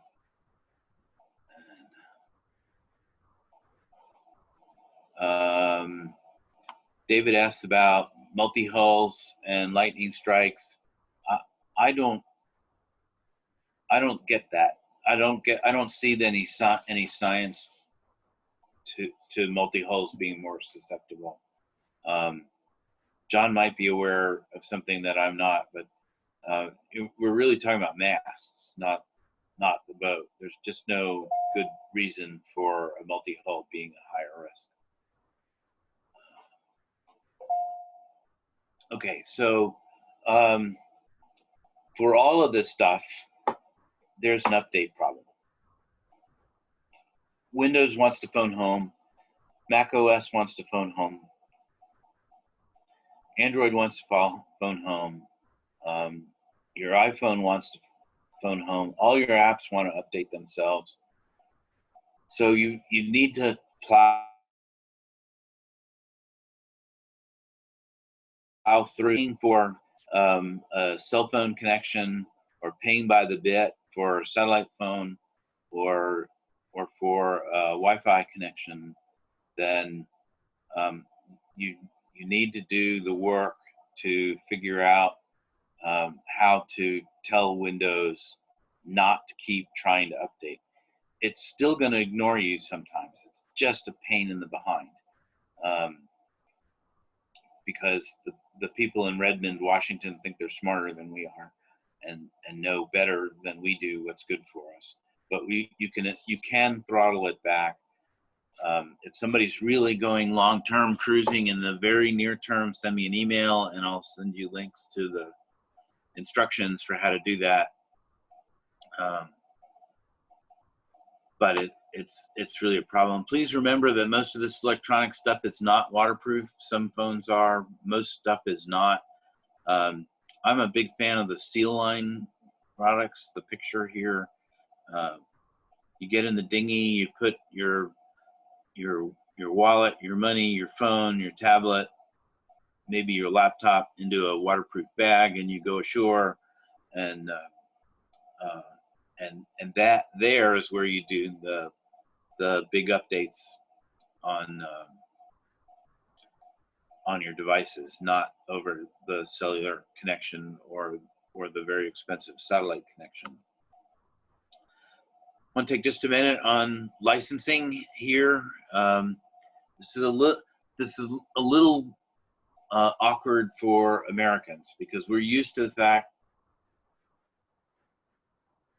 that we have a waiver for VHF, radar, and EPIRB. But you're really supposed to have, for long-range communication, you are supposed to have a station license for the boat, and you're supposed to have an operator's permit for crew. There's no testing associated with either one of these. They are, you just pay your money to the government, to the FCC, and you get your license.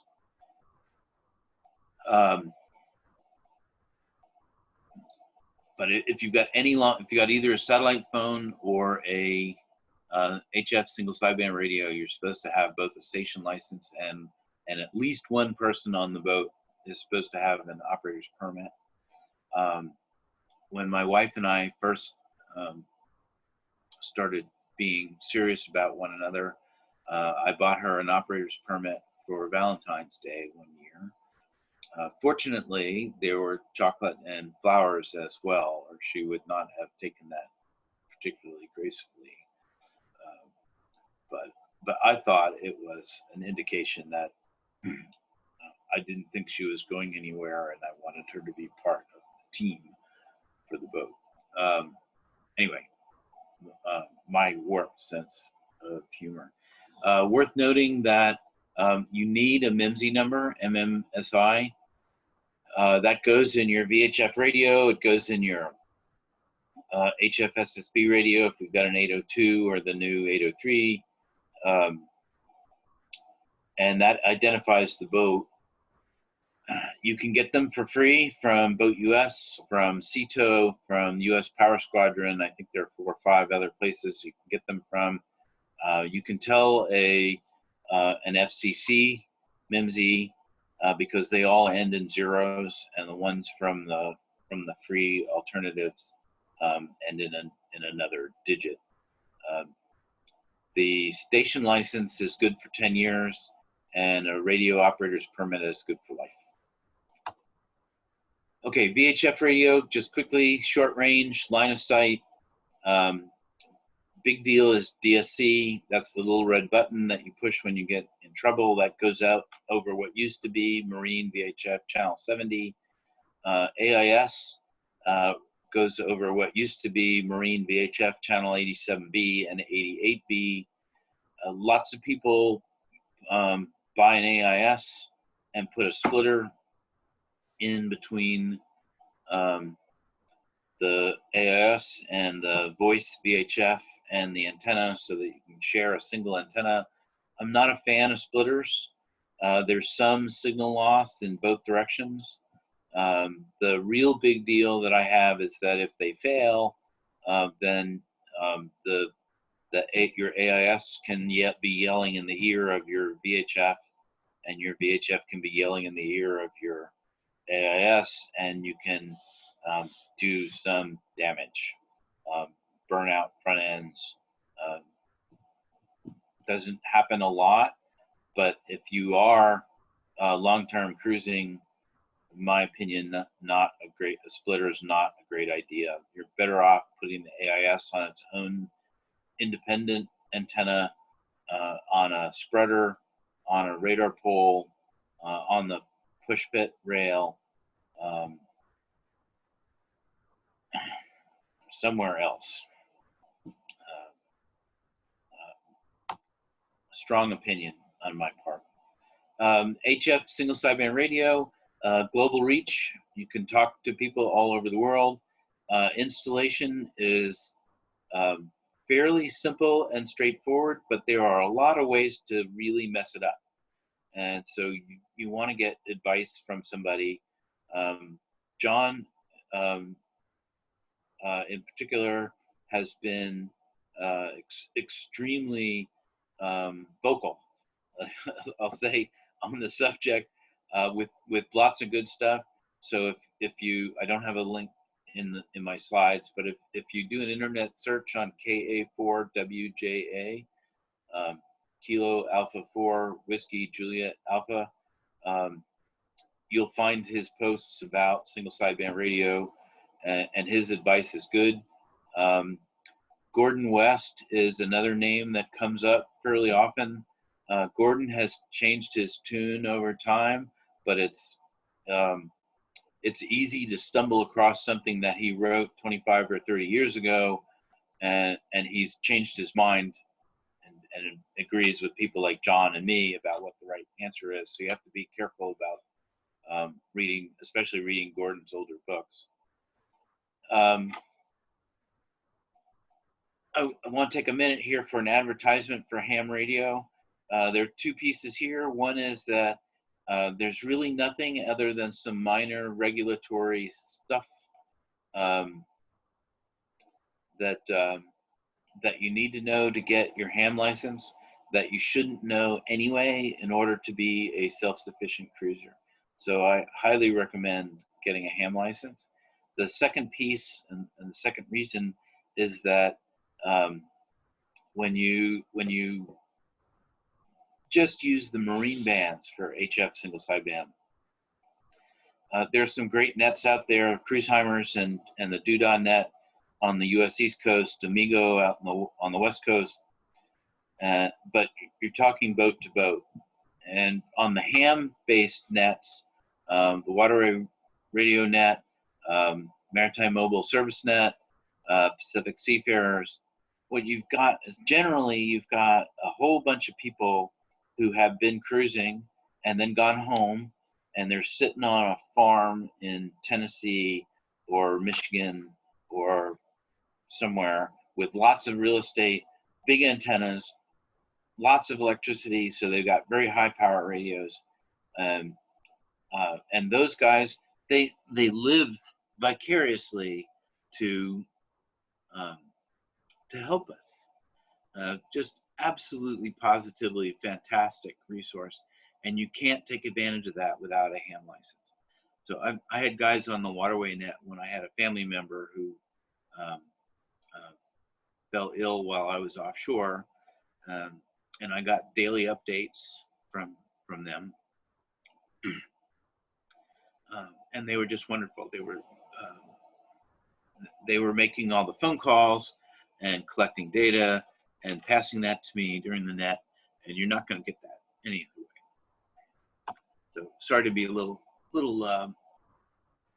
soft on the subject. He died. So okay, so a little thing, just a quick thing on propagation. It's more complex than this, but in simple terms, the signal goes off from your antenna, and the reason that we get global reach is that it bounces off of a layer in the ionosphere and then comes back down again. And especially over water, it's not uncommon for it to bounce off the water and go up and bounce off the ionosphere again and come down. So, and this is what happened when I was 14 years, and it's a regular thing, and it really does cycle with sunspots, which is kind of entertaining. Nothing to do with aliens or spacecraft or anything like that, but sunspots are for real. When I was 14 years old, my very first contact over ham radio was sitting in Arlington, Virginia, and I talked to somebody in the Cape Verde Islands off of the northwest African coast. So tremendous range, opportunity. Some legal issues. You really need type acceptance for being on the marine bands. There's more flexibility for the ham bands. That means that getting a marine radio like an ICOM 802 or the new 803, and it's a front panel keyboard thing to open that up for access to the ham bands is a better solution and a more legal solution than modifying a ham radio to talk on the marine bands. In an emergency, you can use anything anywhere to get help, and that's fine. It's legal. I carry the aircraft frequencies for commercial aircraft, for example, and sometimes I just listen to them because it's fun and I don't have anything else to do and I'm in the middle of the ocean. The reason for type acceptance is that voltage swings are, well, the radio is made to be robust for life safety service, which is the GMDSS stuff that I talked about earlier. So if your batteries get down to 10.5 volts, a marine radio will still work.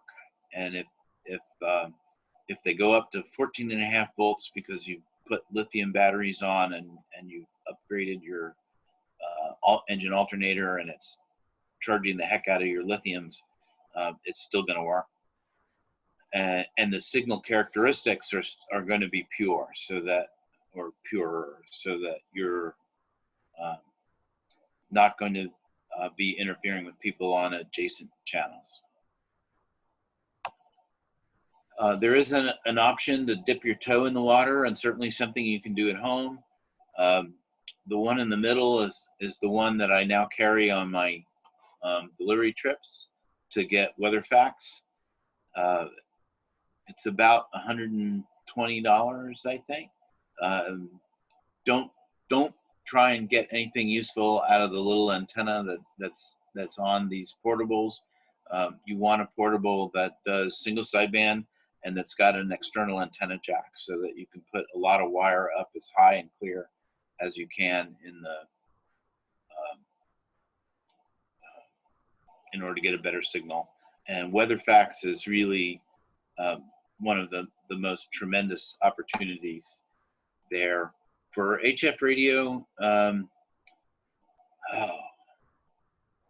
sorry, I'm embarrassed to say I forgot to update this one. The ICOM 802 M802 had and has a FCC issue. It's still a great radio. It's just a legal thing. And if you've got one, you're fine. It's just you can't sell them in the United States anymore. ICOM has a new radio that's available in other parts of the world. It hasn't gotten through FCC approval yet. So if you're shopping for HF, then drop me an email and I'll help you. Pactor modem for email is really the gold standard. It's a single source from a German company called SCS. You can connect to SailMail, to commercial services, SailMail, Cruise Email, and Shipcom. You can connect over ham radio through WinLink. You may find, if you are being frugal, some Pactor 1 alternatives, but they're really not viable. They're so slow that a lot of the shore stations don't even support them anymore. There are some options through amateur radio that don't require any hardware at all. They use the sound card in your computer. PSK, Winmore, RDOT. There are a couple of others. They tend to be slower than the hardware solutions. Okay, I see your question, Scott. I'll get you. It's worth noting that we're talking about stuff that's really slow here. Note that, here's Iridium at 2400 bits per second. Here's Pactor 4 over HF single sideband at 10.5. They all use essentially the same compression algorithms to get higher effective throughput, but HF single sideband with a good modem is still the gold standard. Okay, so John, let me. So the easy answer to your question is yes, you can. I don't remember whether I've got a slide on this or not, so I'm just going to tell you. What I do is offshore is use WeatherFax. There's a magic document. If you Google for rfax.pdf, Romeo Foxtrot Alpha X-ray.pdf, and one of the top 3 responses from Google is going to be a NOAA website. Download that document. That gives you all the times, all the products, all the frequencies for WeatherFax. The only even mildly tricky bit is the cable between the portable radio, shortwave radio, and your computer. The reason it's mildly tricky is that there are the more and more laptops, and certainly phones and tablets, have those little 4-conductor plugs that you see on the earbuds for a smartphone. And if you get to that point, again, send me an email and I'll walk you through that. It's not that hard if you can solder, or if you can find somebody who can solder to build one yourself. And I'm not doing this in order to try and sell anybody anything, but I will make those cables for people. It takes me 15 minutes, and I've got parts and stuff, so I charge $25 for that. But you can do it yourself, and I'm more than happy to help you do it yourself. And I use a software product that's also free called JVCom32. There's another free software called Multi-PSK that works as well. It's just so ugly that I can't stand to run it on a regular basis. The Pactor modems have a built-in hardware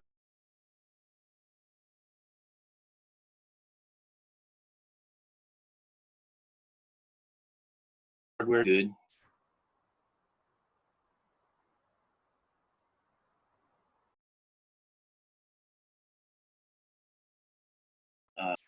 Satellite phones are a different thing.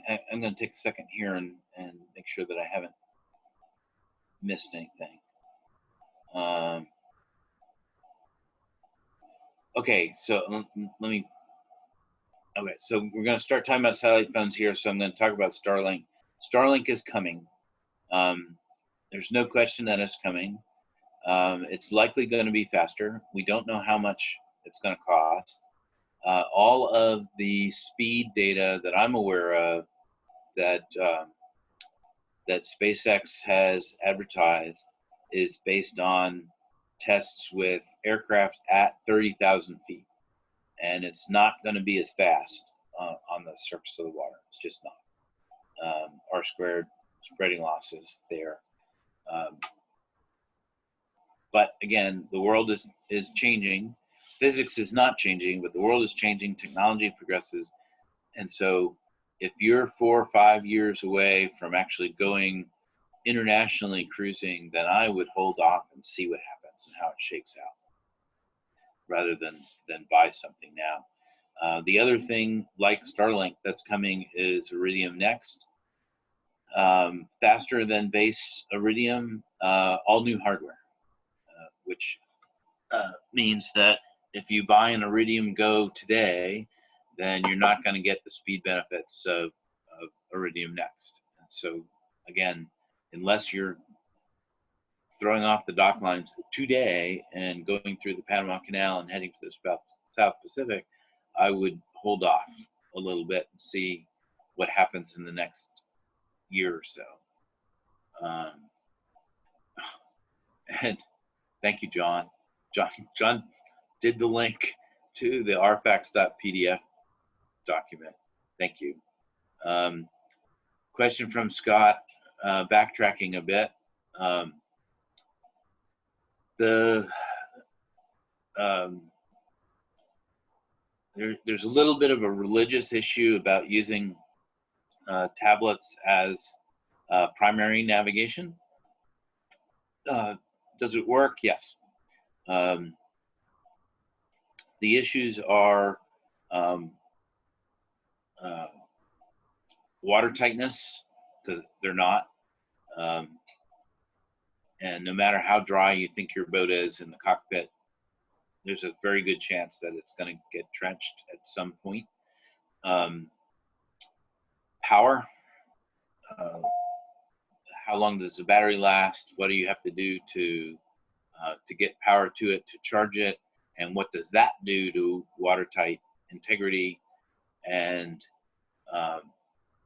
the last one is display brightness. You can't get it bright enough so that you can see it in direct sunlight, and you can't really get it dim enough so that it doesn't have a significant impact on night vision on overnight passages.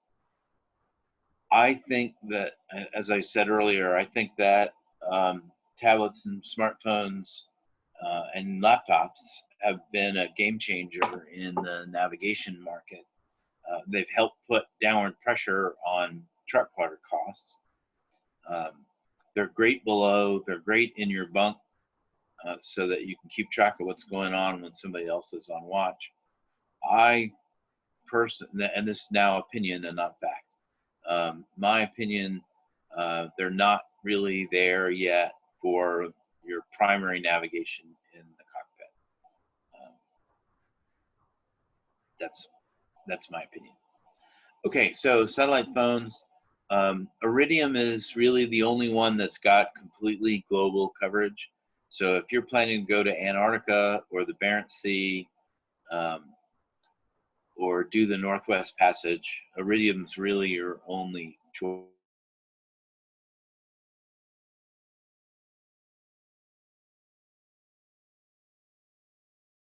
We're not going anywhere, and there's some um, confidence that can be associated with that. They do on-orbit processing, which means that things can be a little slower to be updated when there's an advance in compression or something, because they have to do a rollout plan that goes to update all of the satellites so that they don't have the satellites at running different versions of software. Globalstar is also a low Earth orbit satellite. It's at a higher angle, and so they don't do high latitudes well at all. They ran into some financial issues, and the constellation started to deteriorate. They're doing a lot better. They have, from an engineering elegance point of view, their approach of a bent pipe is really appealing, because they just take a whole big chunk of frequencies, like the cell phone booster that I talked about, and send them straight back down to Earth. That means that all the software updates happen on the ground, and that's a little more convenient. Inmarsat is geostationary satellites, so their high latitude coverage is really kind of poor. They also do on-orbit processing. Really not a big player in the consumer satellite market where we sit. Thuraya is a pretty big deal in the Eastern Hemisphere. Limited high latitude coverage, geostationary satellites, but really attractive price points and some pretty cool hardware. They've got a sleeve that you can drop your iPhone into, and it turns your iPhone into a satellite phone, and that makes training a lot easier. I'm just checking questions again. Okay, so you got to spend money on your satellite phone every month with a service contract. It's the least expensive for new long range equipment. Uh, it's like buying a car. When as soon as you drive off the lot, the value drops a good bit. They actually are down about the same prices as used HF single sideband on the used market. One of the big attractions is it's one-to-one. You dial a number and you get the person you're trying to talk to, or their voicemail, and somebody else dials your number and they talk to you. The downside is that it's one-to-one, and you only get the person that you're talking to. So if you're in trouble somewhere on single sideband radio, you're not only going to get the Coast Guard or whoever the search and rescue people are where you happen to be, but pretty much everybody else in earshot who's got a radio is also going to be there. And very often those are the first folks who are going to show up. Satellite phones are banned and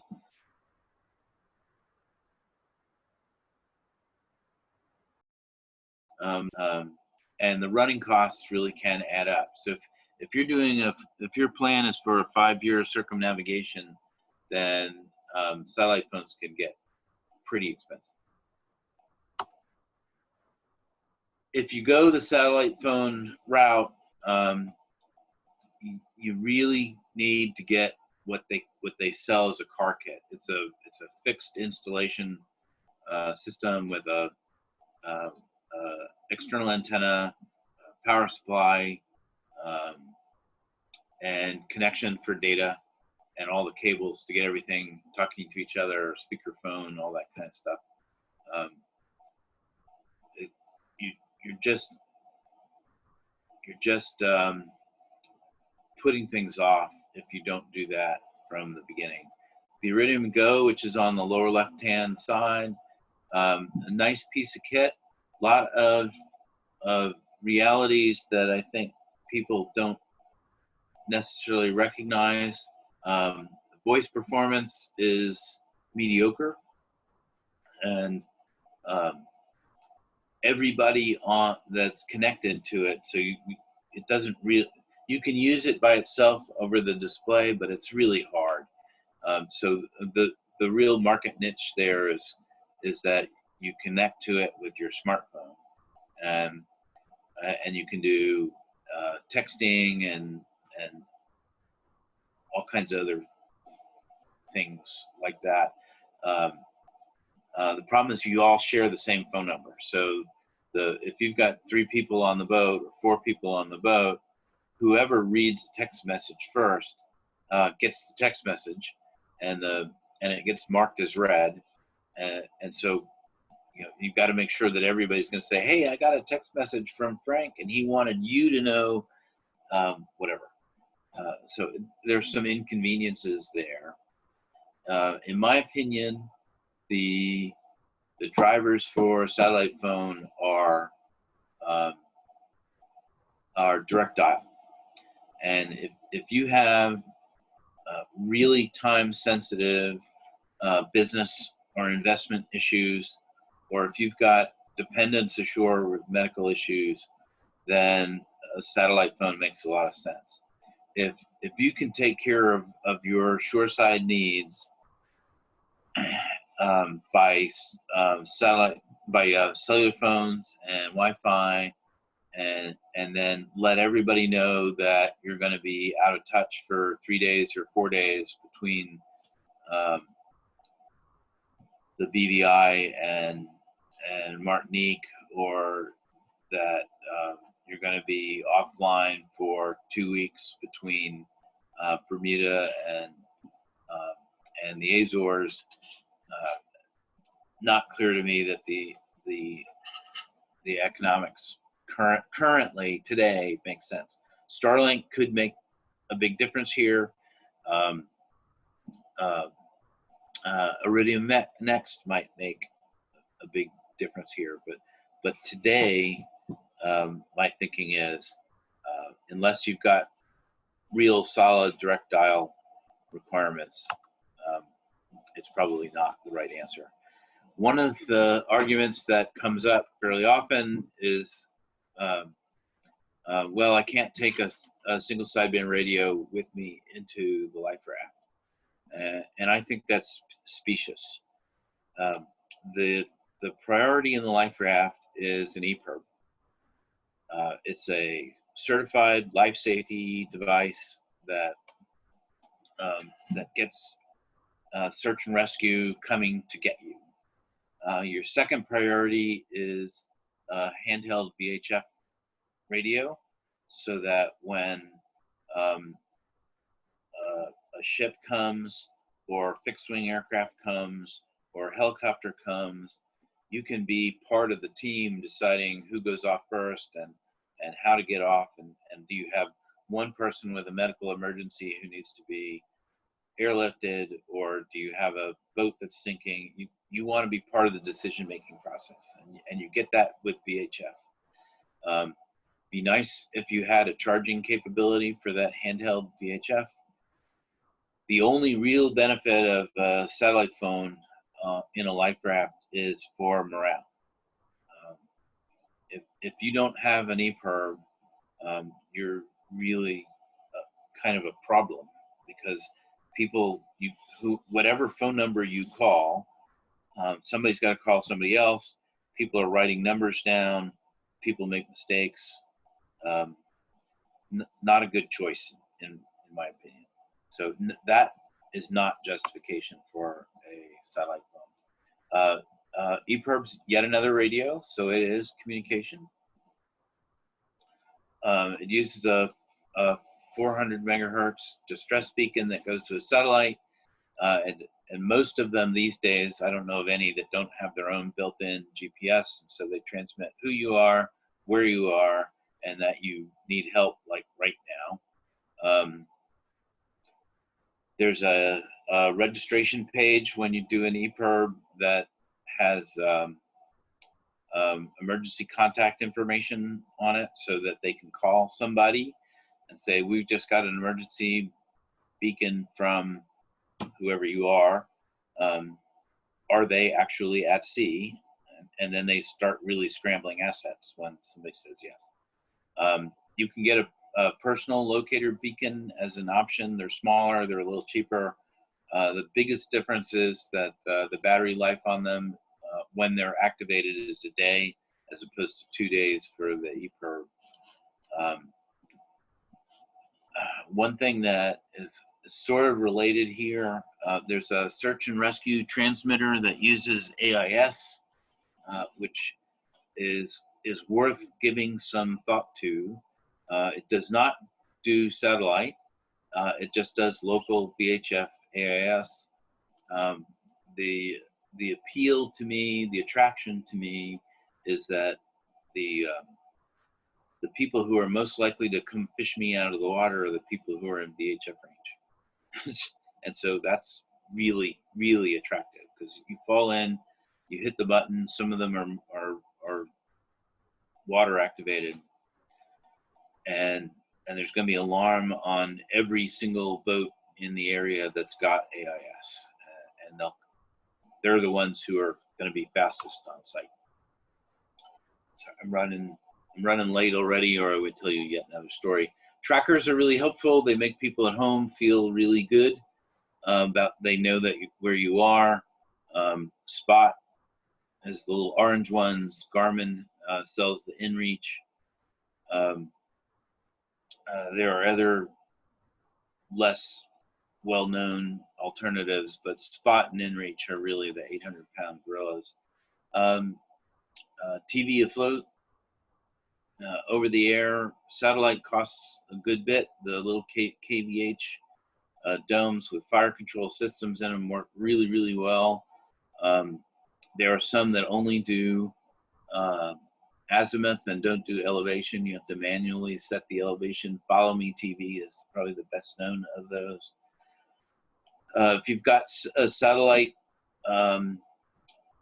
TV subscription from somebody like DirecTV, it's worth noting that the local channels can be hard to organize.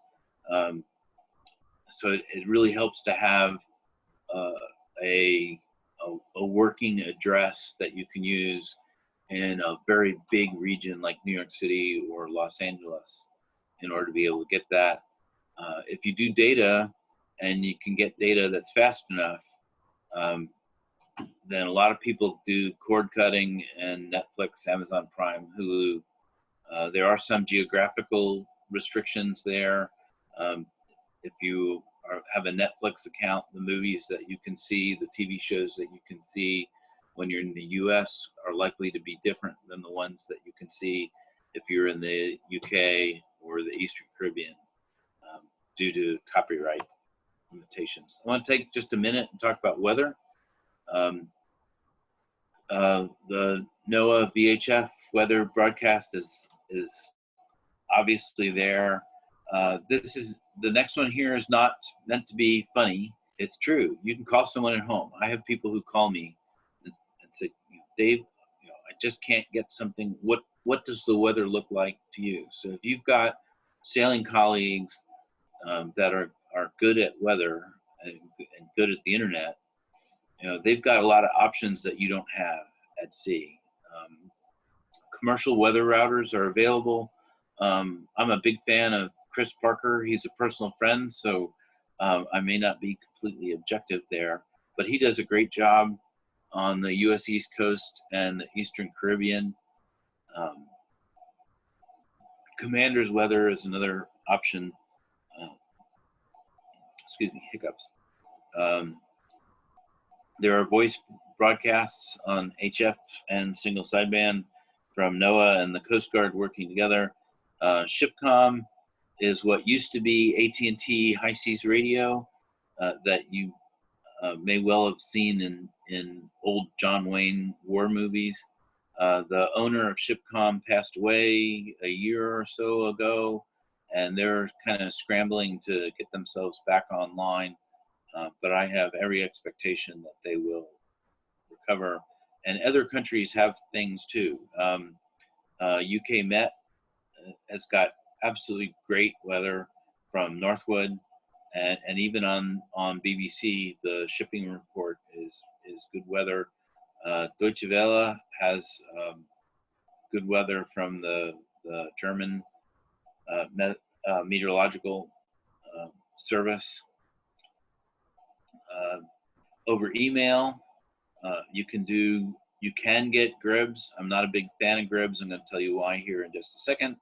And you can absolutely positively do weather facts, synoptic charts. I'm going to show you a sample of that. And again, we already talked about using a portable shortwave receiver and software like JVCom 32.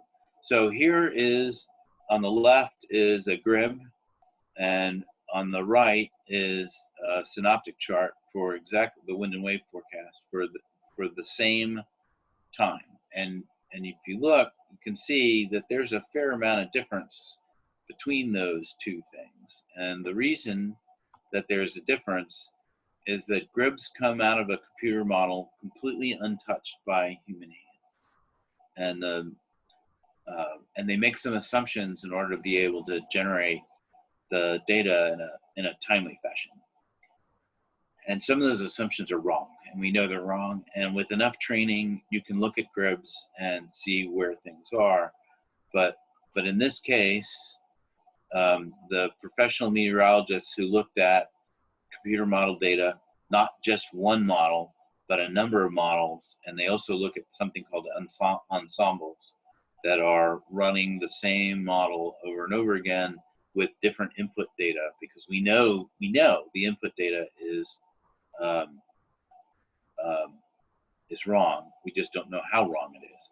So in this particular case, we had this very deep cold front driven by a very deep low pressure system. We have a moderate low pressure system here, dragging another low and a big cold front, and then there's a gale by a moderately low low there, and then down here in the middle and the bottom is Hurricane Danielle, which doesn't even show up on the Gribs because it's so deep and so concentrated that the computer model just smooths over it. This is just a single example of why I really like the meteorologist value added synoptic chart that you can get over weather facts much better than a Grib. Okay, so lots of choices here. They're interrelated. When you make one choice, that may have an impact on what's achievable in other areas. Radio physics drives what's practical. We talked about that a little bit when we talked about Starlink and what the difference might be between performance at 30,000 feet and performance at sea level. No matter how deep your wallet is, cost is always a factor. And so you need to look at fixed and variable costs. What do I need to spend now, potentially while I'm still working, and what do I need to spend on an ongoing basis when potentially don't have a revenue stream coming in anymore. Sailing profile drives need. What that means is that what's appropriate for you if you are doing the ICW as a snowbird and spending a couple 3 months in the Bahamas every winter is going to be different from somebody who's going around the world. Permanent installation brings huge performance gains, and this is particularly the case for satellite communications, but I would argue that it also applies to things like, do I want to use an iPad for primary navigation? And what we would build, and I really mean we, what would you build or I build if we were starting from scratch and designing something may not be available. And so what's available commercial off the shelf is going to drive our decision making, and in fact drive the architecture for how things talk to other things on your boat. So you might draw a nice picture of how you would like things to work, and then find that it's either not available at all, or it's too expensive, or it's got other issues like fragility, failure modes. So what you can actually buy may cause you to circle back and rethink how you're going to do things on your boat. I said this earlier, I'm going to say it again: get off the dock and go sailing. There's absolutely positively nothing better than going sailing to make you smart, to make you ask better questions, to make you more clear about what your priorities are.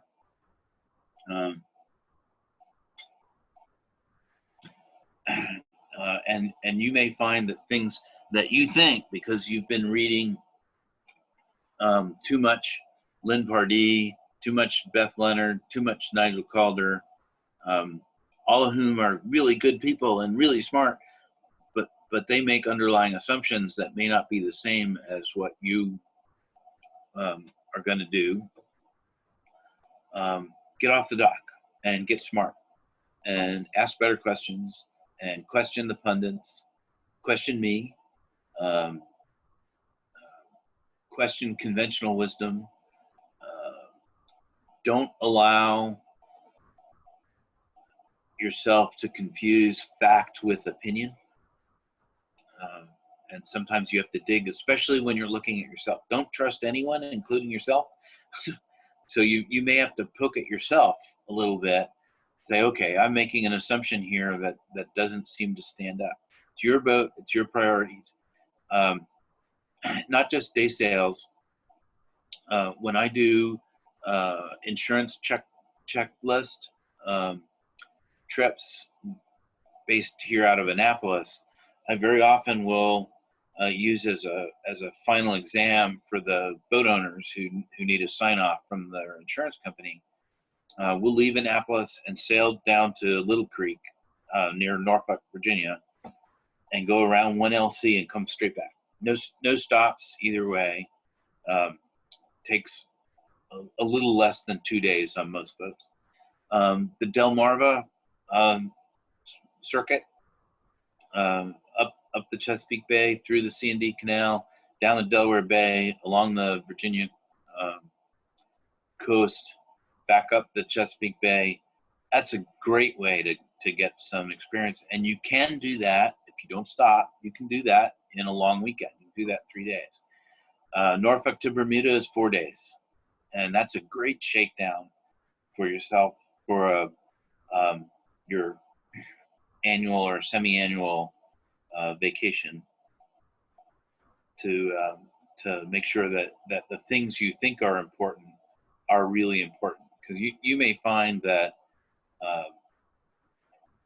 some techno wizard thing that you thought was important is less important than squeezing another 60 or 70 gallons of water onto the boat. Newport to Cape May is a good one. Around Long Island is a good one. Newport to Bermuda is a good one. And again, repeating myself on purpose because it's important. Get off the dock, go sailing, because you can get services and stuff pretty much anywhere. The logistics may change, but you can do it.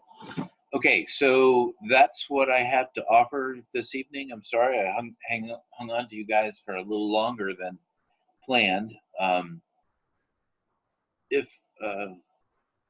Okay, so Scott asked,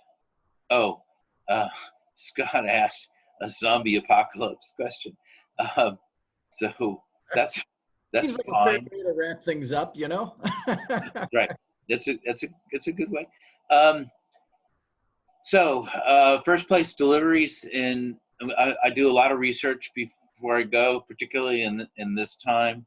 And for all of the states that I had to go through, from New Bern, North Carolina, through North Carolina, through Virginia, through part of Maryland to Solomons, Maryland, delivery counts as transportation infrastructure and not as recreational boating. So you're allowed to bring the boat home is kind of what it comes down to. And this particular boat was one that shortly before the coronavirus hit, my customer bought, and then the boat was stuck down there. So he found me, and I had got all the paperwork in hand, so that in case we did get stopped by somebody, and that did not happen, I had all my ducks in a row. It was a pretty nice trip, all things considered. Okay, John asked about the Garmin InReach marine weather feature. That's a single point grid data packet. So it says the computer model all by itself, untouched by human hands, says at this latitude and longitude, tomorrow afternoon at 2 o'clock, this is what you can expect. And the problem, particularly in the Atlantic, a little less so in the Pacific, is that we're so dominated by cold fronts, and the computer models don't do a good job of that. And so the InReach grid spot reports are better than nothing, but the error rate is fairly high. I would, without having data that I can point to, I would say 30%. And the irony is that there's a tendency for us to say, well, meteorologists are the only people who can be wrong half the time and still keep their jobs. And in this case, with GRIBs, and the InReach is a GRIB, the meteorologists aren't involved. It just comes right out of the computer and shows up on your device. John, you just keep helping me. You really do. See that? He's like our behind-the-scenes panelist. I like it. He is. And he's. I will introduce you, Josh. I will introduce you to John. He's a really good guy. He is a character, much as I am a character. So you need to tolerate us a little bit. Well, if you vouch for him, all right, I suppose he's got to be okay. Yeah, there you go. So yes, Scott, I went to Solomons, Maryland. No, I went across the river from Spring Cove to the West Basin Marina, which is part of the Patuxent River Naval Air Station, MWR.